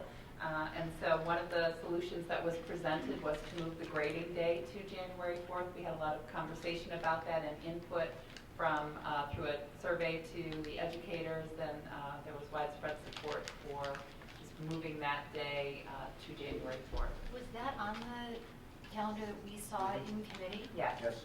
Yeah, and I apologize for not seeing that. So you're essentially going to make those kids wait 2 weeks for feedback on their finals? That's what that's telling me? Yes. For next year. And that'll be communicated early.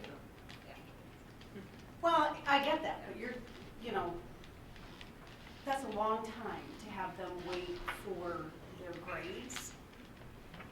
I have to be honest with you, I don't know how comfortable I am with that. I would agree that is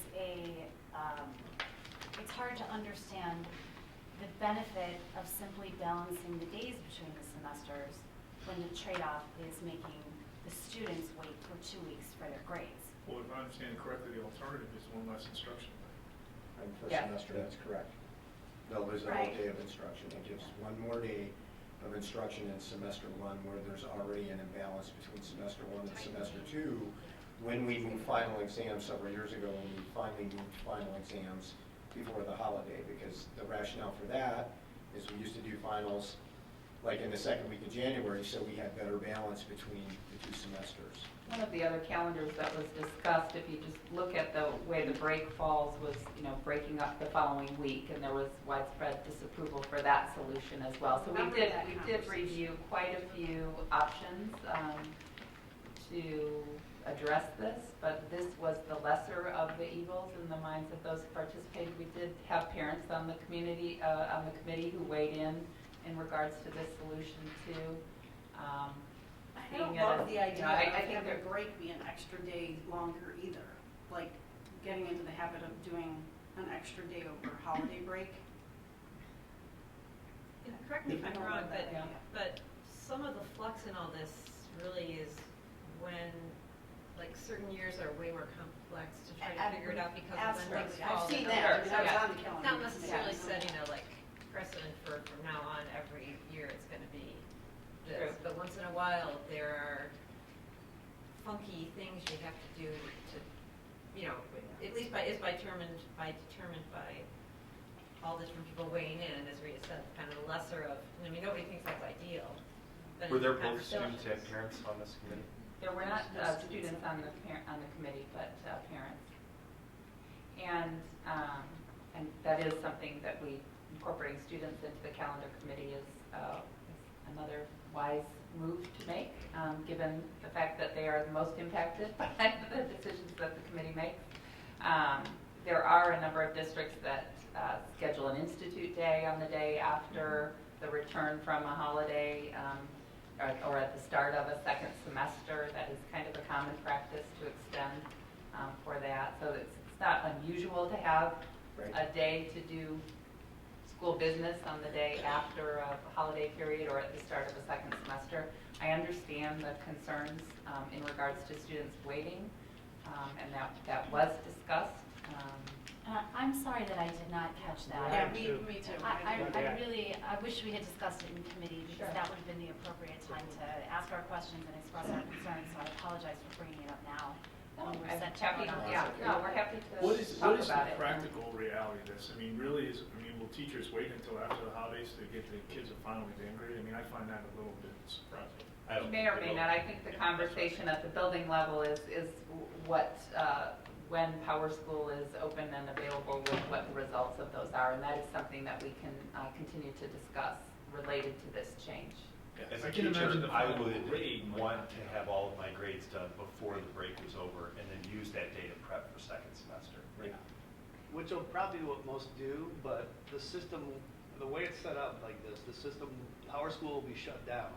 Right. Until, because there may be some teachers that Sure. choose not It's gotta be an all so or you nothing. have to, You right. can't- So you can't trickle information most teachers will out. probably have their grades done, but the communication of said grades will not happen until Power School is opened up at the end of that grading day on that Monday. The other thing at a high school level, and I've worked in for 5 different districts over my career, teacher all the way now to superintendent, is there is often a day after you come back for break.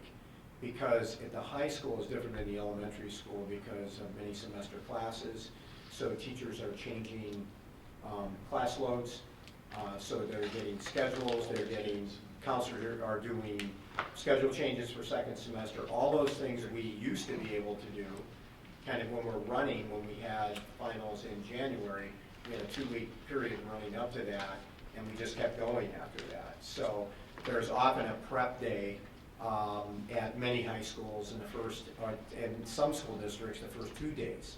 But that after doesn't you come back necessarily from mean that break. the students are waiting that 2 weeks to get their grades. Right, It no, might be- that's- it might we be a gotta work get to day. Yeah, that's 2 different things. Yeah. But the issue of the balance in the semesters is a big issue to the teachers, right? And, you know, we went through a 10-year process here to get to the point that we could move semester exams to first semester. We got a little more comfortable with that balance. But as you also know, we don't take most of the school holidays anymore. And part of the reason is to make sure that we're getting closer to balancing the days, you know, between first and second semester. So that's a big deal for, you know, in a year-long class, you can make some of those adjustments. If you're teaching semester classes, which a lot of high school classes are, and you have that semester class first semester and semester class second semester, that creates the same class second semester, that creates a big difference if you've got 8, 9, 10 days in difference of what you're actually covering in that class with those students, and you're able to do that. So that's the accommodation. So that 1 day is kind of a big deal of instruction, particularly given the imbalance between the 2 semesters that we have. Because it really puts them off by 2 days. Yes, it does. Gains one in one semester and loses one in the other. Right, which- exactly, which makes the imbalance, yeah, it's kind of a double Worse, whammy, actually. and something that I have to keep in mind is the fact that until we changed the finals to before the holidays, they didn't get their grades until the second week in January.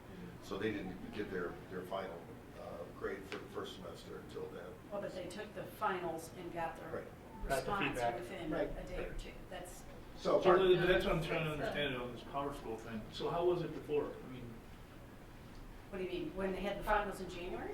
the Our time school has before- always been shut down until after the grading day is complete and all the grades are in. So they'd have their grade on that Friday before Christmas. and And then they, it's open up. But the grading day was the Friday, like the day before Christmas or Yes. The something? day before the winter break. Yeah, so they would still have an additional day on the holiday break. It was just at the beginning instead of the end. And when you say Power School shut down, you just mean it's not open to the. Not open. Yeah, you can't the access portals And now. it is this year unique because you do have a full week, you got a full week with Christmas in it here. Yeah. All right, so, well, let's bring it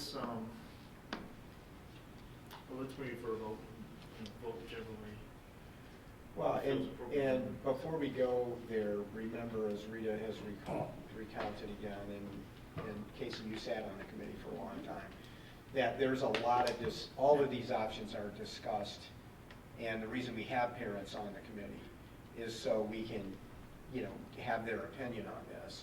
And as Rita has noted, it's the best of maybe the worst evils, I guess, in terms of trying to make this work.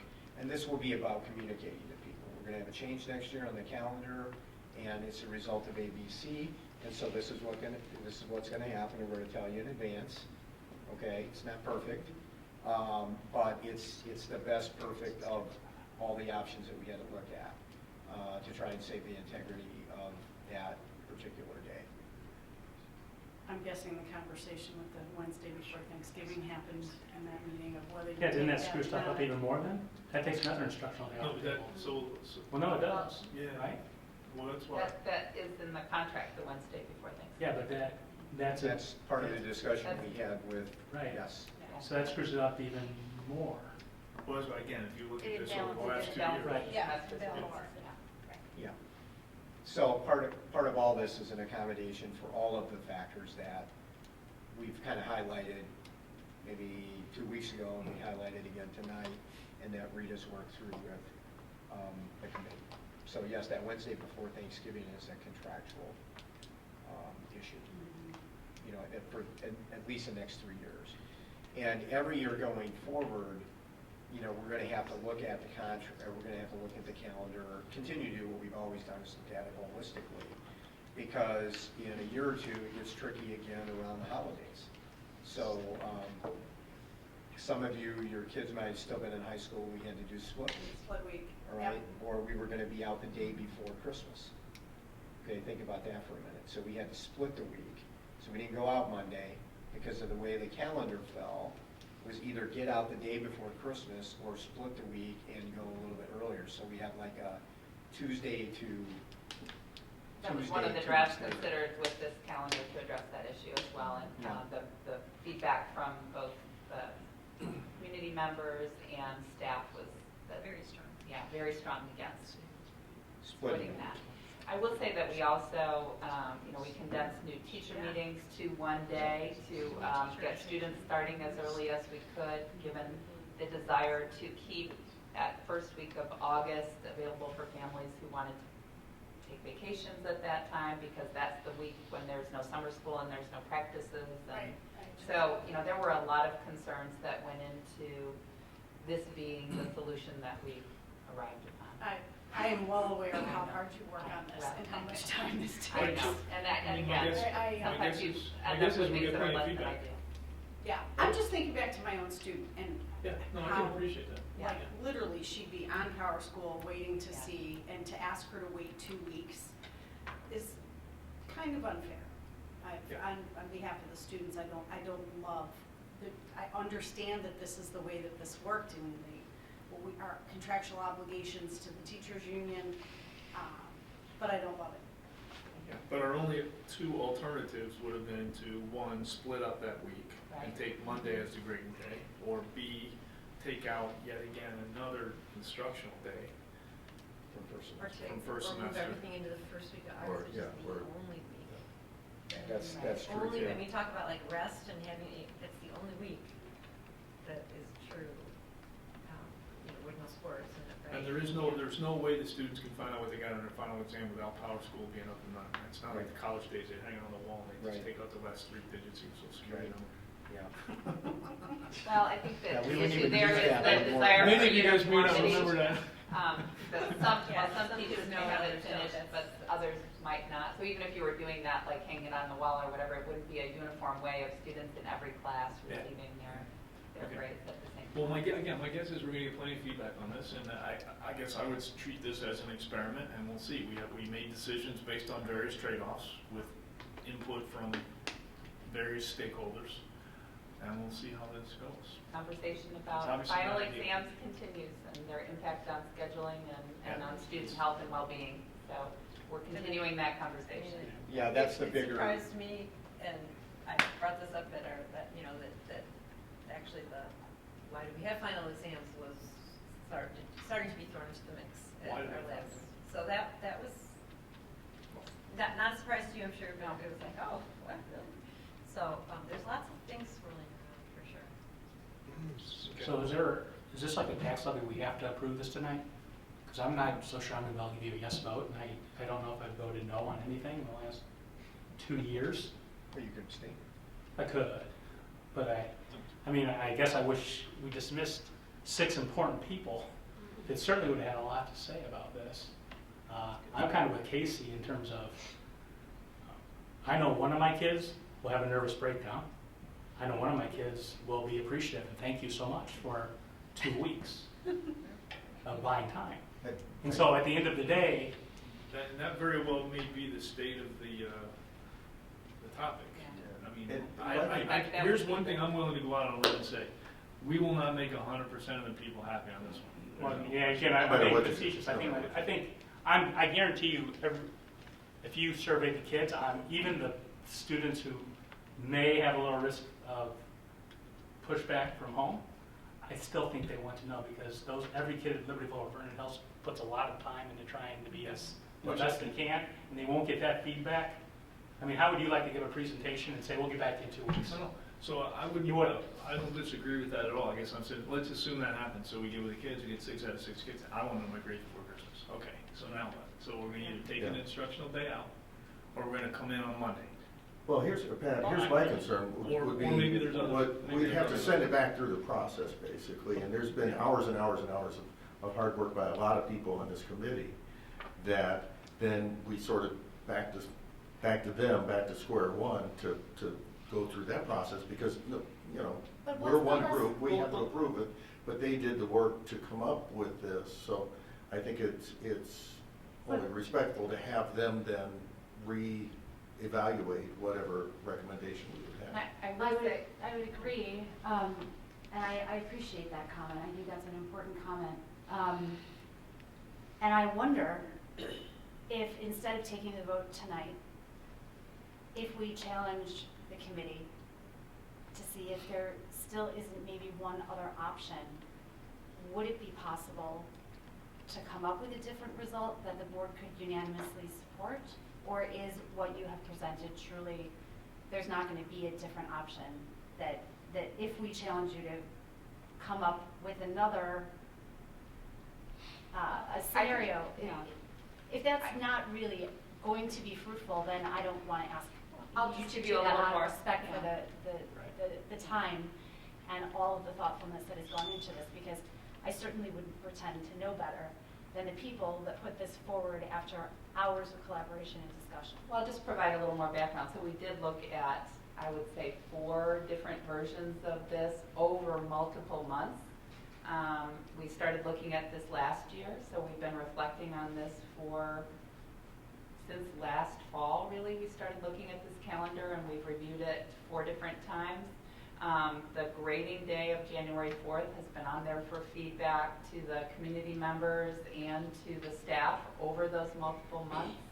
And so while we certainly could take another go at it, and we did have some versions of it that didn't have grading day on January 4th, this is the one that the committee recommended after those multiple months and multiple calendars. So, we're open to doing whatever you suggest that we do, but the background is that we, as you know, we did do quite a bit of work to come up with this particular version.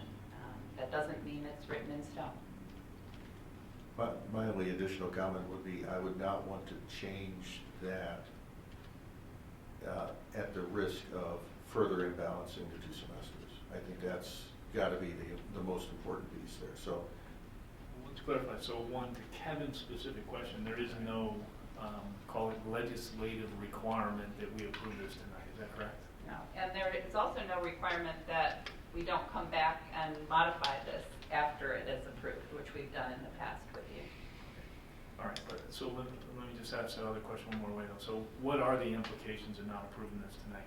Are there any really? Other than Less notice for planning to our sender schools and to our community. Although in reality, so the sender schools typically are most impacted by our vacation. They wait for us, but they're looking for our vacation Our period. vacation. So whether the vacation started Monday or started Friday. Spring break. Yeah, spring break is really the one I'm saying. But if the students don't come back until Tuesday and they end up mirroring that, then a family could be, they can make their holiday plans around that, depending on what the feeder schools do. And I would say that the one solution that would fix this is splitting the winter break, and that would have a huge impact on families in the community, and that is the least favorite of the drafts that we reviewed.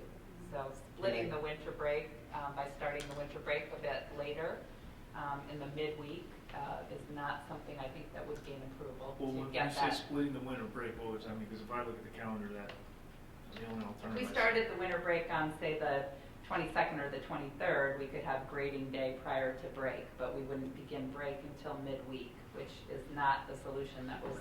But if grading day was the 21st, are students there that day? So to the community, it's like no impact. It's an impact on all of our teachers. Yes. Yeah. Yes. The voice in the community is going to be fine. Just give me my grades before Christmas, I'm afraid. But okay. No, I'm not rallying for that solution. I'm just saying the community is probably going to say work Monday, right? Okay.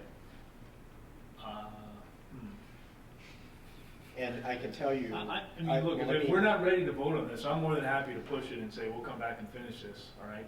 Well, the only thing is, I'm not sitting here seeing a better solution. That's the problem. And that's, I'm not seeing big harm in delay. If it takes a little bit of a delay to get everybody to wrap their heads around this and fully, study it and understand the implications, I'm personally okay with that. I'm not trying to ram this through.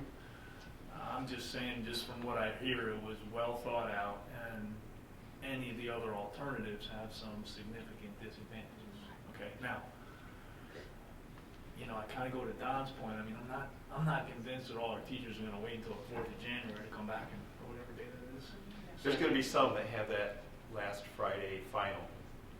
But me as a teacher, I would have 2 Wednesday, 2 Thursday, 1 Friday. If that were the case, then most of my grades would be done and students would know their grades before they left the break. And that's why it seems like some of this we're just hung up and we got to lock down Power School, right?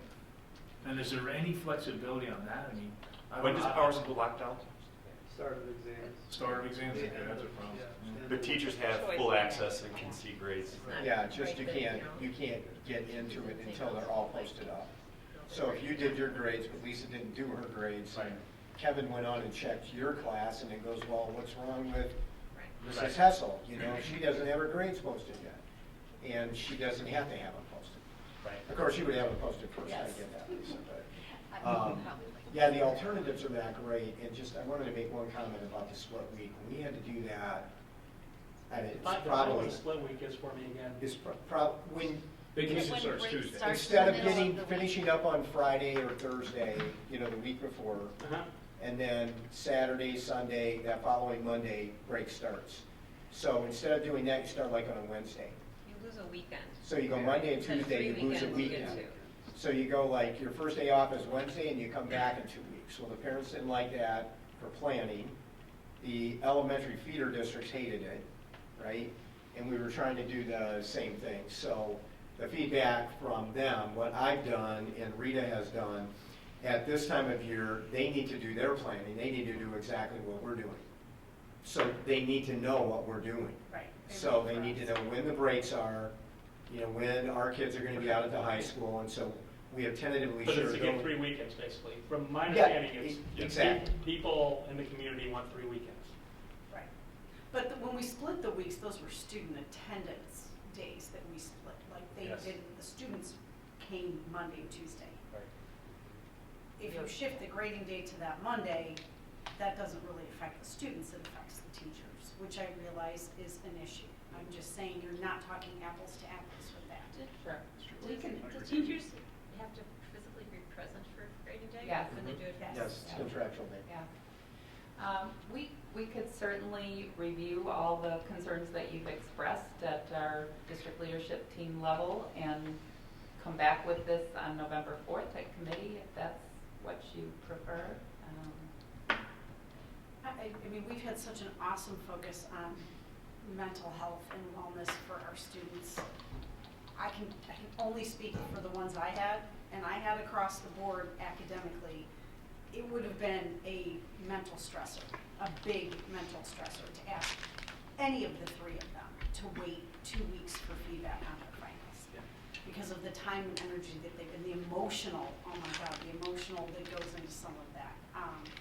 Asking them to wait 2 weeks for feedback on that is a big mental health stressor, and I think we are not sending the same message with this. Although respectfully, I respect that point of view, and I don't deny that that's what's out there. I can see my own kids doing the same thing, right? I mean, I can remember vividly my youngest daughter when we were going through this, and she was running to the computer all the time. Part of me looks at this and says, and maybe this is the chance we get to say, don't worry about it.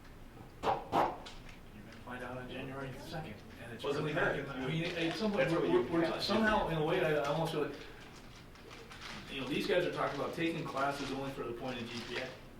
all right? And every once in a while, I go, maybe this is the example, is it's not gonna matter, because you're gonna find out in January 2nd, and you know what, in January 2nd, the world's still gonna be here. And so there probably is a way to, I'll call it spin this thing in a way to get them to appreciate the bigger picture. We did talk about that around the. But I understand it's not gonna happen easily. My college students wait 2 weeks to get their raise. Yeah, okay.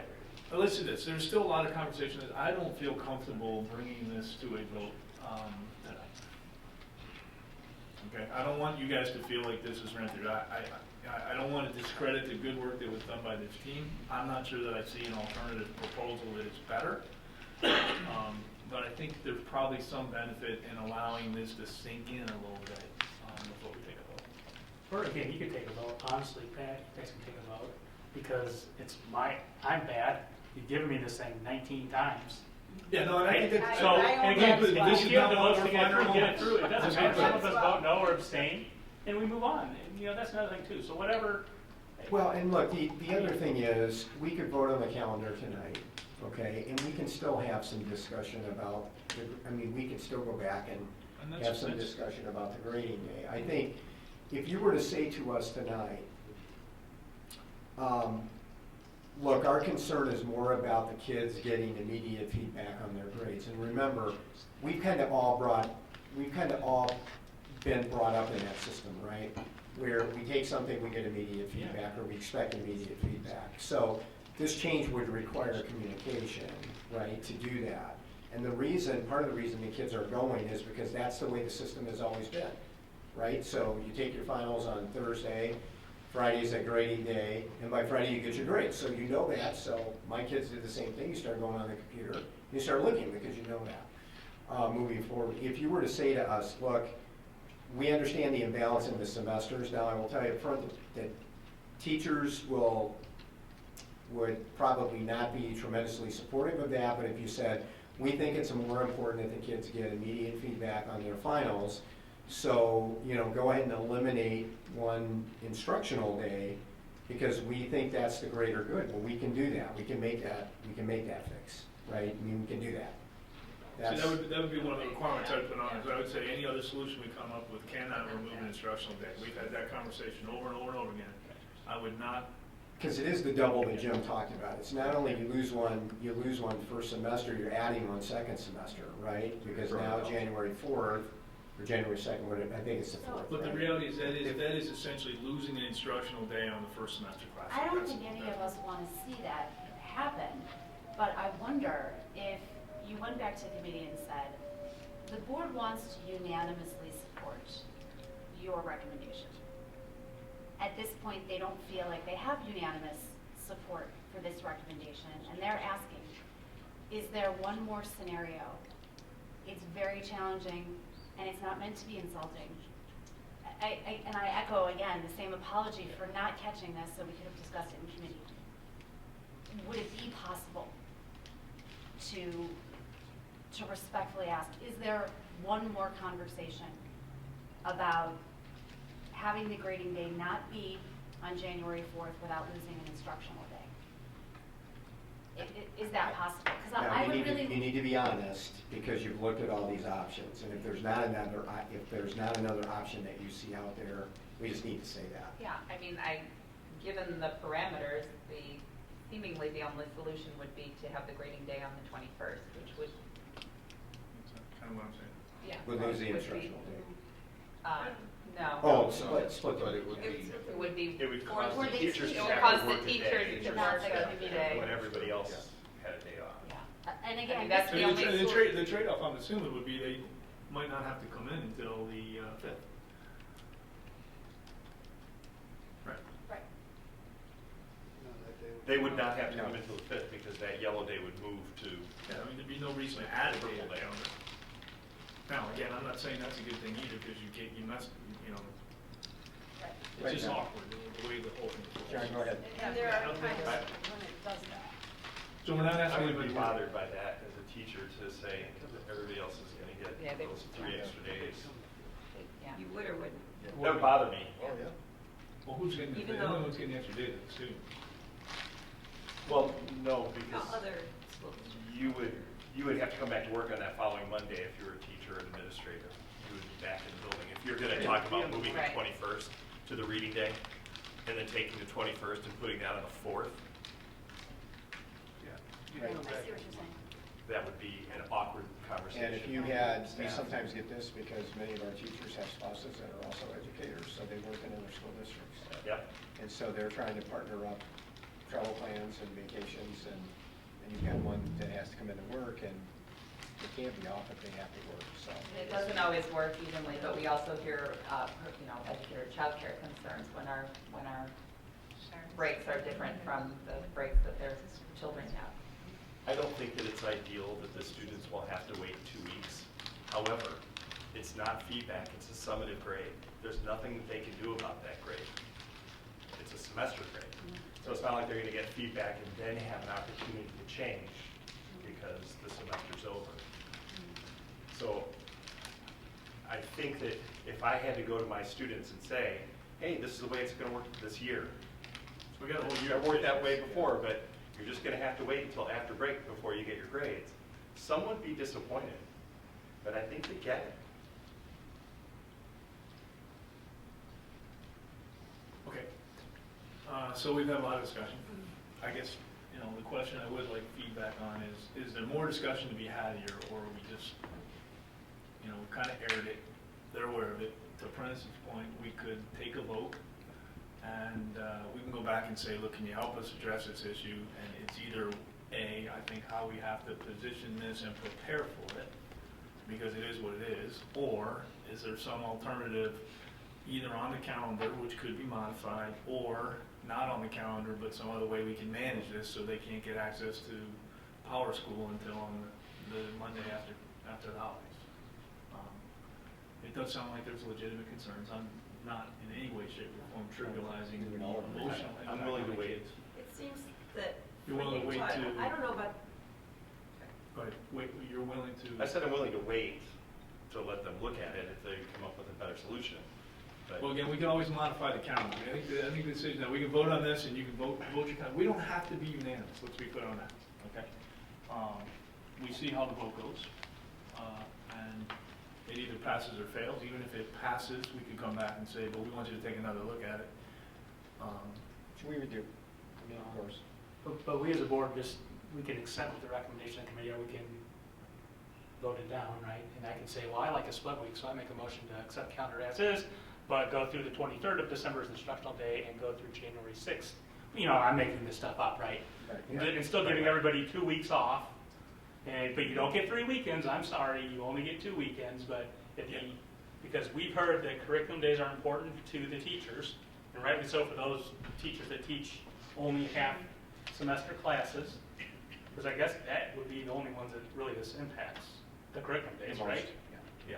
I mean, right? So, I mean, at the end of the day, I've never heard the discussion before, but again, I might not get reelected on this platform, but if you really think you need 3 weekends off over a winter break, well then, okay, I'm not your guy.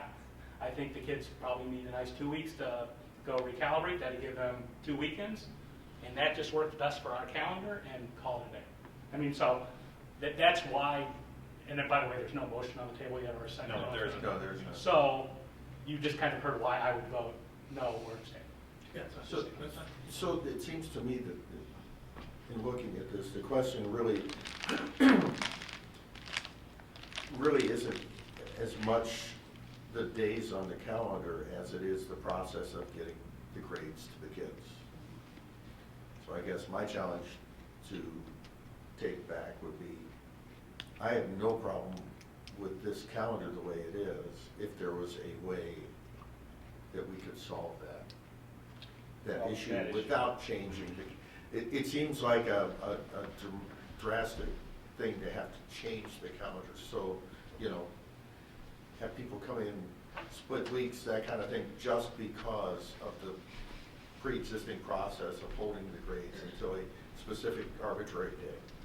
Well, the challenge with this calendar is, remember, when we do a grading day, that's a work day for teachers. Right. So that has to count as a work day for teachers. So if that's on the first Monday.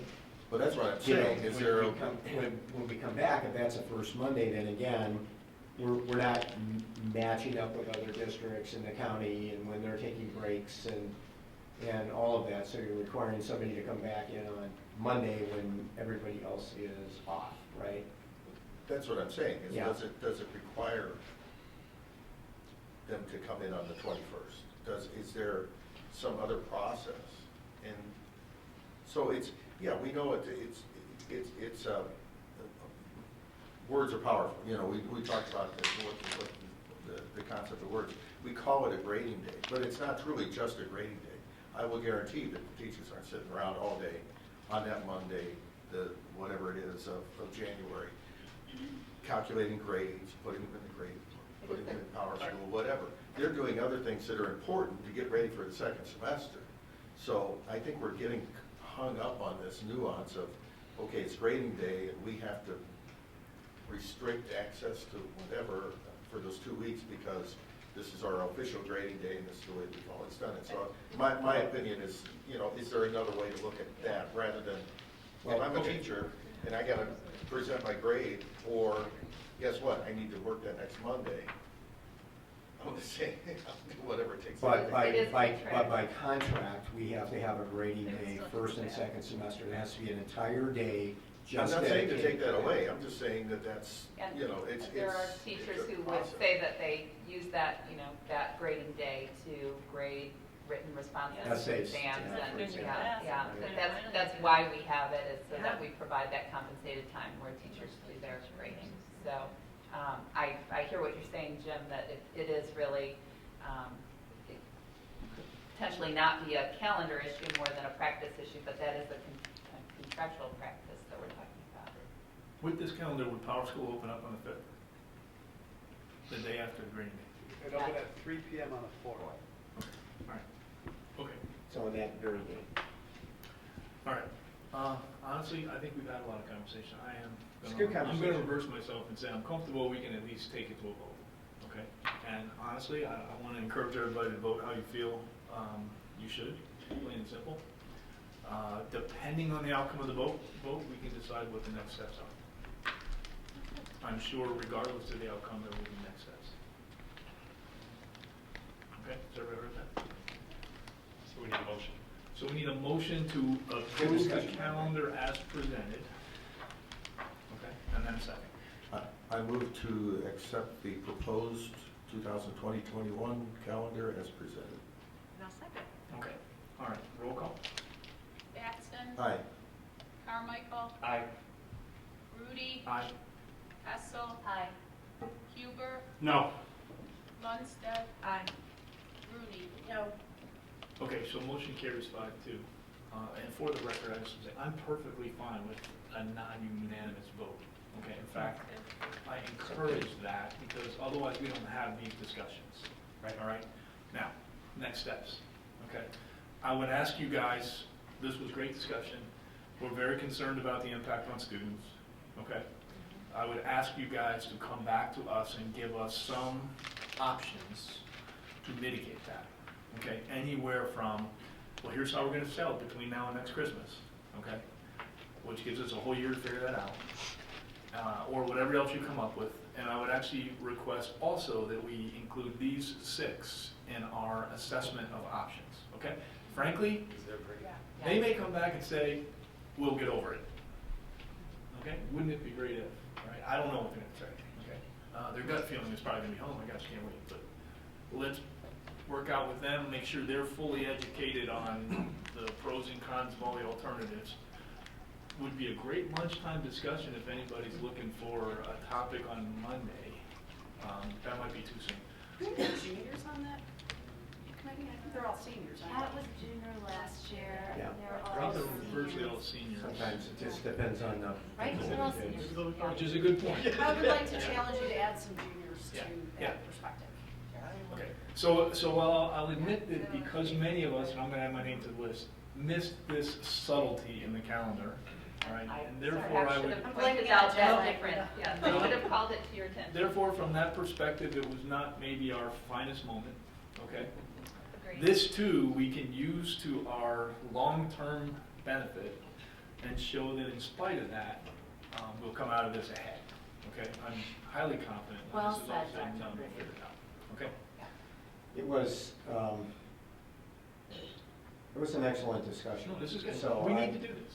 I would say, Kudos even to though you we for didn't do it bringing in it up. committee, I'd say this was the discussion we would have had in committee. And there's nothing wrong with, since we didn't have it in committee, there's nothing wrong with having the discussion at the board meeting, right? So, We couldn't go till Casey midnight for bringing it up. nights anyway, Okay. honestly. And, you No, know, we Lisa, couldn't. what's that? We couldn't have gone to, our committee meetings go so long anyway, especially the last one. Yeah. We couldn't have gone, we couldn't have this discussion and given tax levy. yeah, that's You know true. what, that's So, true. What that do is you true. mean? Because as Brenda says, you talk too much. Let's be clear, I think if we would have been aware of it, we would have gone a lot longer.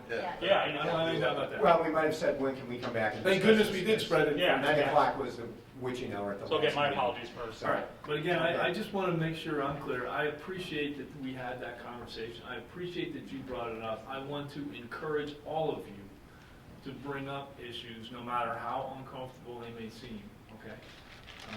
You know, how many have seen the movie 12 Angry Men? All right? Many times. And It's the a good play- one. And the play, they did it at Libertyville. Is that right? About 5 years It's ago. just called 12 Angry Jurors. Okay, To be good more point, inclusive. and that's a good I point think as that's well. how they did it at the high school. I am forever corrected on that, that's a good point. Okay. I think the That's students good. set the bar for us on that. Yeah, okay. And I'm glad we did at least take a vote, but we need to fix this problem.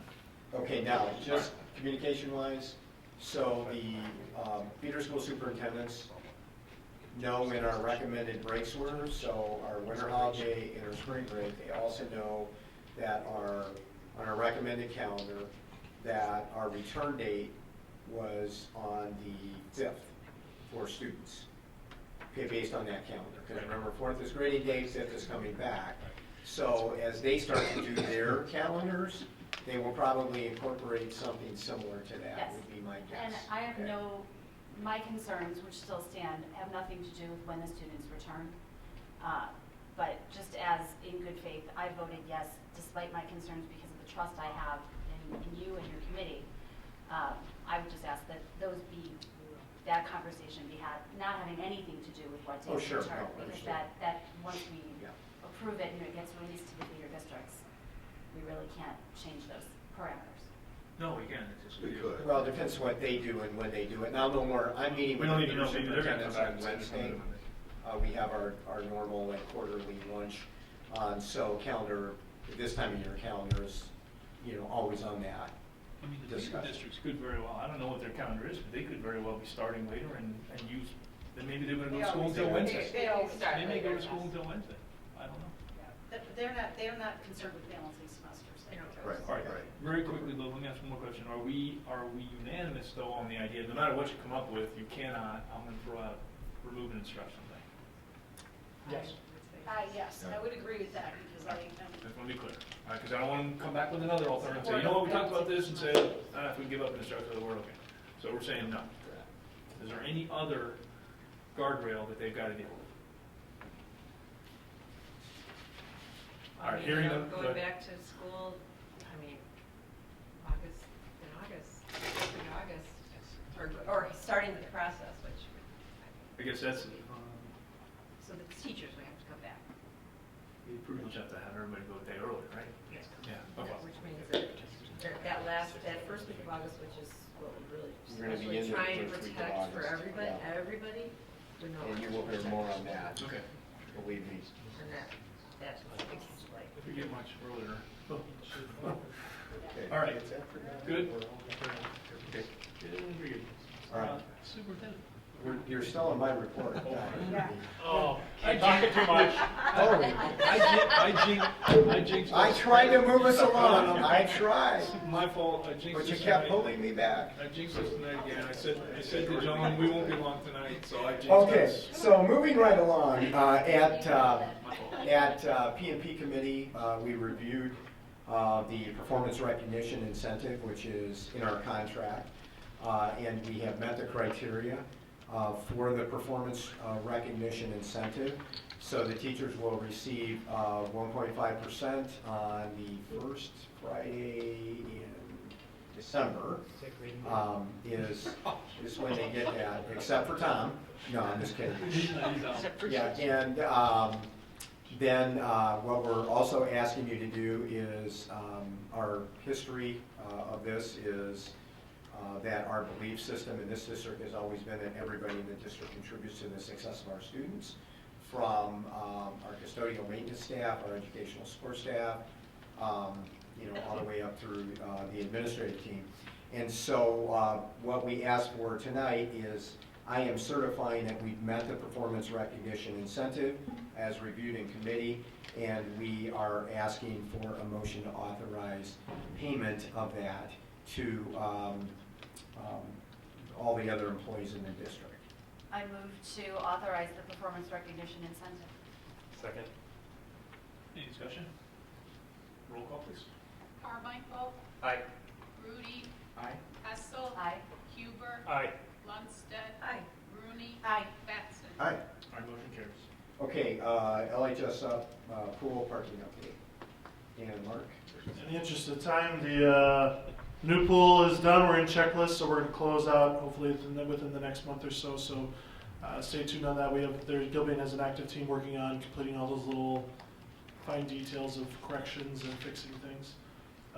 In the renovations and addition that you see going on, there's a lot of progress being made in all of the areas. But I will say just something you need to be aware of is we are not sure that the gym will be ready by the start of school for the fall of 2020. So seeing what can be made to make up the time between now and then, but the schedule does not look good on that getting done. So that's the area right over there. You can see there's not a lot of walls up, but if you go to the other side, you see several floors of walls up. So there's some foundational things that we're working through. So just wanted to let you know that. But we can give you more detailed information in 2 weeks at our next meeting. So what's the impact? I mean, On the gym, negligible, John. What do No, you I'll say? tell you the bigger impact is the dance facility. We've got some classes that we have proposed with the expectation that they'll be in that facility in the fall. So we're already talking about perhaps only offering those classes second semester, just to give us the buffer that we need there. is there any way to reposition resources to focus on that, even if it's a further delay in the gym?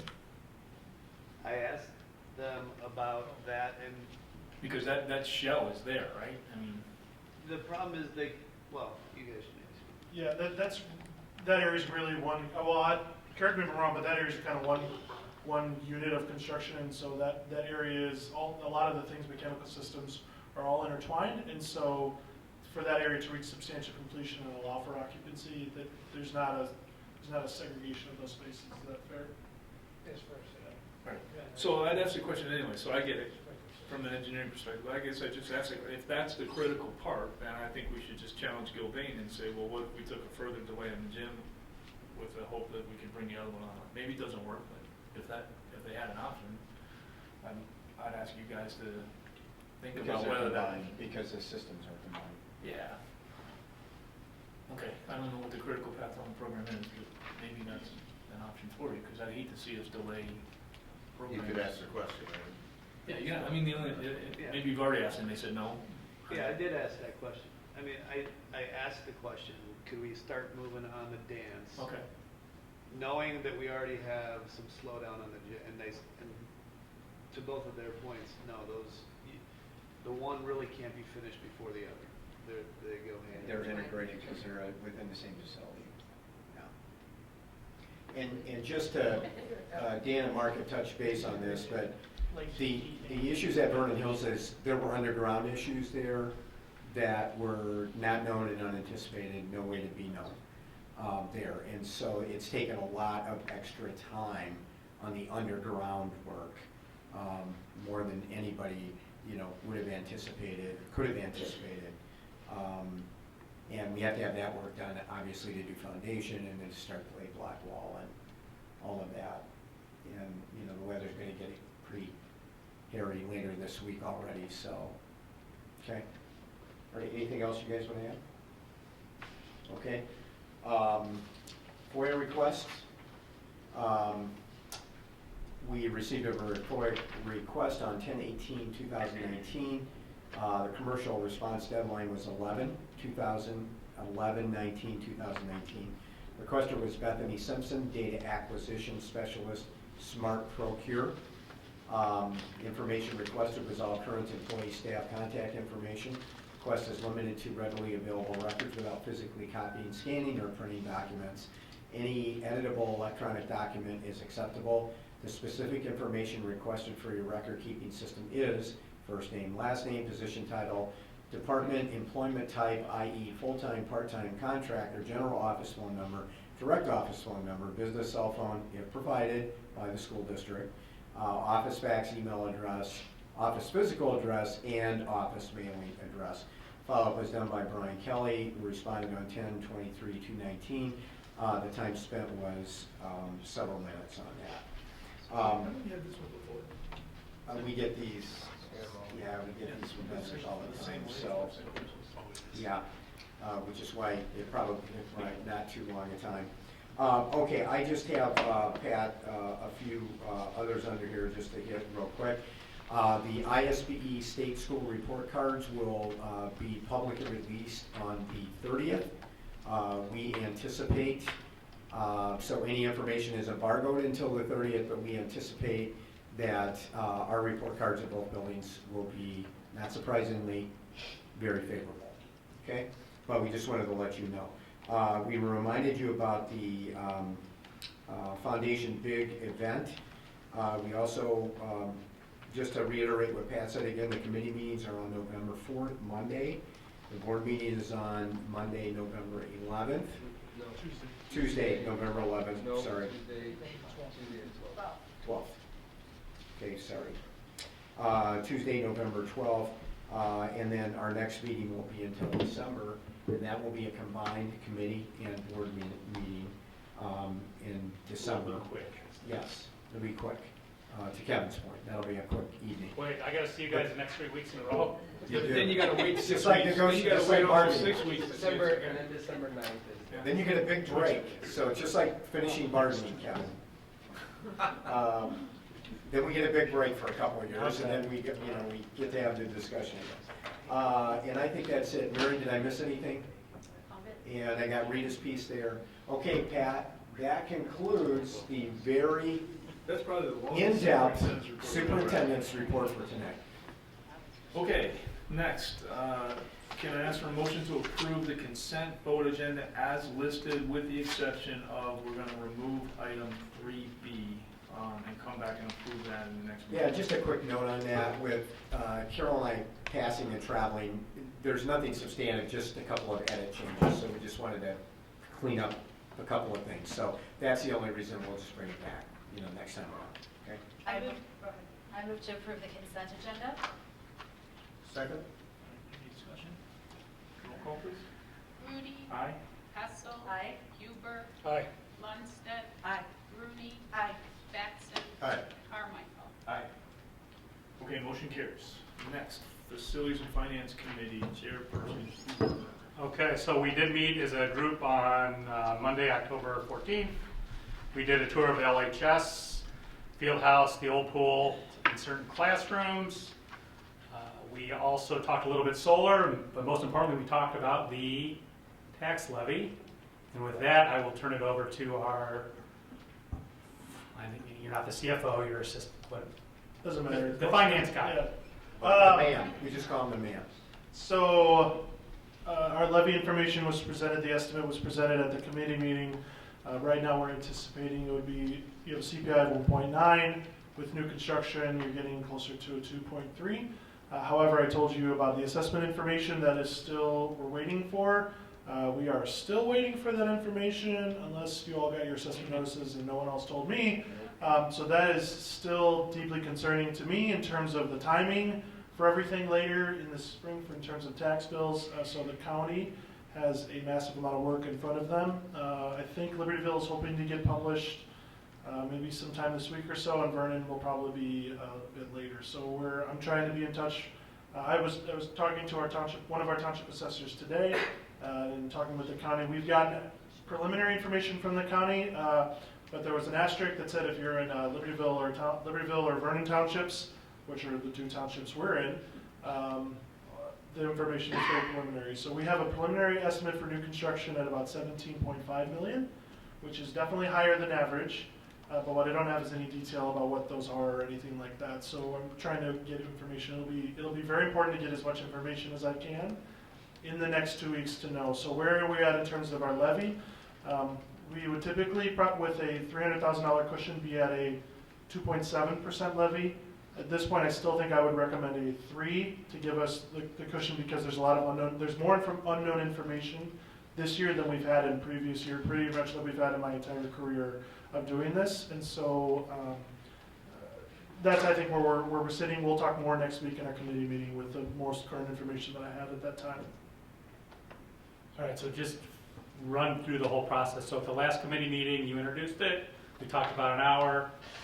Then you had what recommendations at the last committee meeting? My recommendation at that point would have been a 2.7 in a typical year. Okay. Meaning we could have had a 2.7, which would have given us enough cushion based on the information we have. Due to the amount of information we have, I think a 3 is probably what I would recommend, which 3 has been in line with what we've done. We'll only probably end up being somewhere between 2.3 and 2.5, but we don't know. There's a lot of unknowns right now. Then we'll talk about it at the next committee meeting. Yes. And for final approval at the following board meeting. Correct. So we're looking for final approval at the November 12th board meeting. Thank you. Okay. If possible, we can go into December, but I'd rather not in case we can't get a quorum in December. That would be devastating. Questions on the tax levy? Anything else under F&F? Great. Okay, thanks. PNP, Chairperson Patson. Thank you, Dr. Grudy. We have a couple things here. We have a list of employment of employees, and these are all coaching positions that have come in since our committee meeting earlier in the month. So we just need a motion to approve these. A motion to approve the employment of employees. Second. Okay. We didn't do board policy. Any, Sorry. yeah, not yet. Any comments, questions on these? Okay, roll call, please. Hessel. Aye. Huber. Aye. Lundstedt. Aye. Grudy. Aye. Batson. Aye. Carmichael. Aye. Grudy. Aye. Okay, motion passes. We have 2 board policies for a second reading. We've gone through these in committee. We went through them as a first reading last month at the board meeting. Nothing has changed since that point in time, so I think we've all had a chance to look at these. Can we have a motion, please? Move to accept the board policy, second reading and adopt them. Policy 430 and policy 6240. Second? Okay, any further comments or questions on these? I do. Okay. I don't know why I am bothered by this, but I've been going back and forth with Brian about it. The one board policy about field trips and educational tours and the use of the word prior. So the superintendent gives us prior approval, or if it's more than 200 miles or overnight, then it requires board approval. And I would like to find a way of having language that doesn't require us to have exceptions, because there will be times where a team will win an event that allows them to advance to someplace like Springfield, where they're outside of 200 miles, but there won't be a board meeting that will allow us to give prior approval. So the suggestion is, well, we'll just go ahead and let them do it, and then we'll talk about it afterwards. Couldn't we have a policy that allows for that exception to be stated? So what was the outcome of the discussions between you and? do you want to take it? So I mean, you can leave it the way it's written, just prior approval, and just know that a competitive activity or a team may qualify, and you're not going to have prior approval just because of timing of it.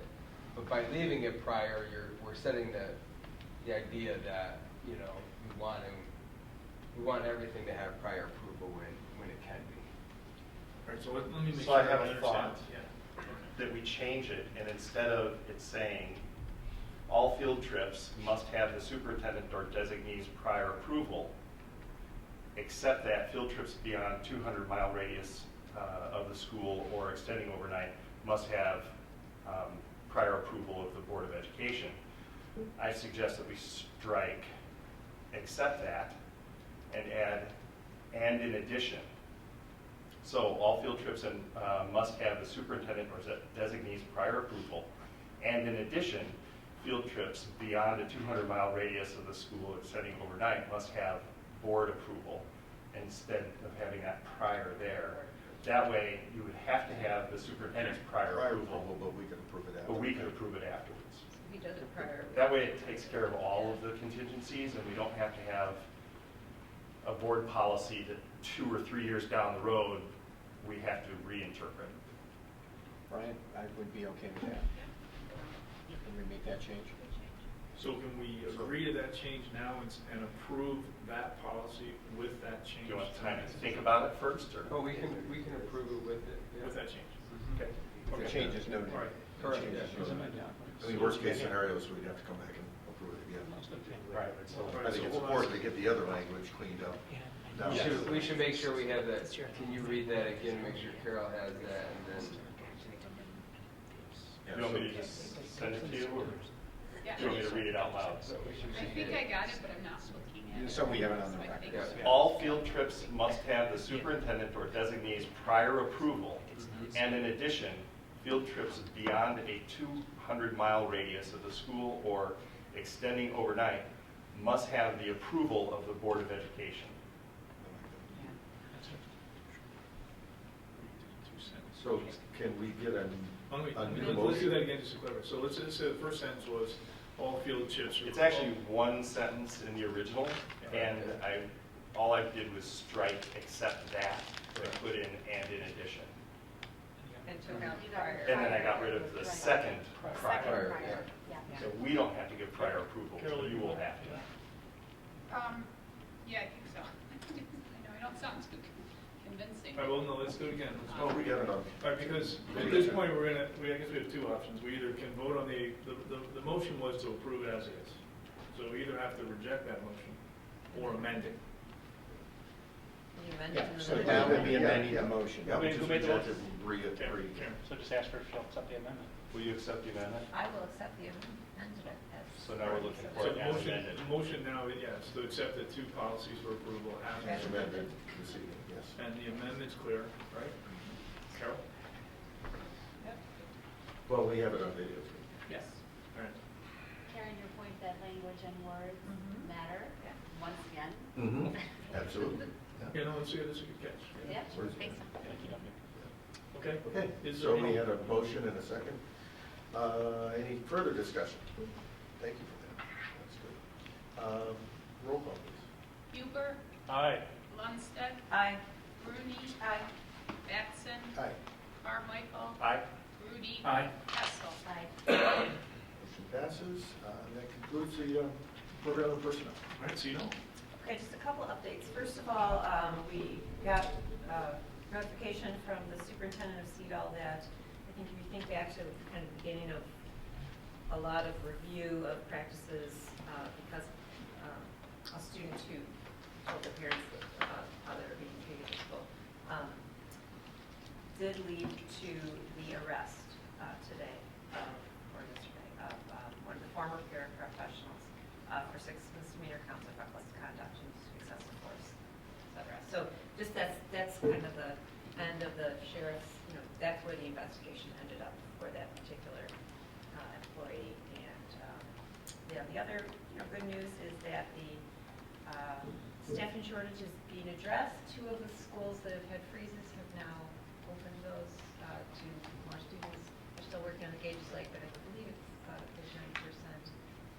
And when they're working really, really diligently to try to fill those gaps and make everything work more smoothly. So hopefully the outcome of all this will be well run, and students will be safe, and anyway, those are the updates. Measured progress there.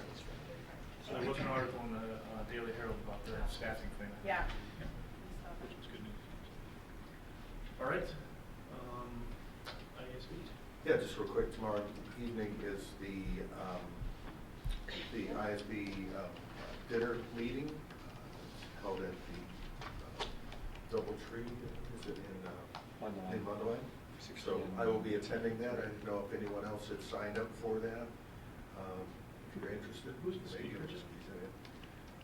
What's that? Is there a speaker? Yeah, there's a speaker, Ralph Martyr? Martyr, yeah. Martyr, Executive Director for Tax and Budget Accountability at the Roosevelt University. The topic is moving Illinois toward fiscal sustainability. I believe it starts pretty early. I believe it starts like 5:30. If you want to go, let Carol know. We'll come over and see if we can get you. And then, of course, she and Jim. That was a lot of the brain behind UVF. Kevin, you know Ralph. Yeah, he's very he's great. Yeah, Ralph is really good. And the other thing is, Ralph is a sitting school board president. So he's also on his local school board. So he's a finance professional. He's really well known and acknowledged, and he's just very common sense, easy to understand. If you haven't been to one of these events, they're really usually pretty good, and you get to meet a lot of other. I mean, it's just a room full of board members and a handful of administrators, and they're all from around the area, so it's all Lake County. And it's right down the road, you know, Doubletree and Mundelein. So. All right. Okay. Anything else? All right. So can I ask for a motion to move into executive session? Again, topic tonight is employment of an employee as 5 ILCS 120/2C1. So moved. Second. Is there a second? Second. Roll call, please. Lundstedt. Aye. Rudy. Aye. Batson. Aye. Carmichael. Aye. Rudy. Aye. Hessel. Aye. Huber. Aye. All right, motion carries, and again, we will not be taking any further action after the executive session tonight. Thanks, good night, everybody.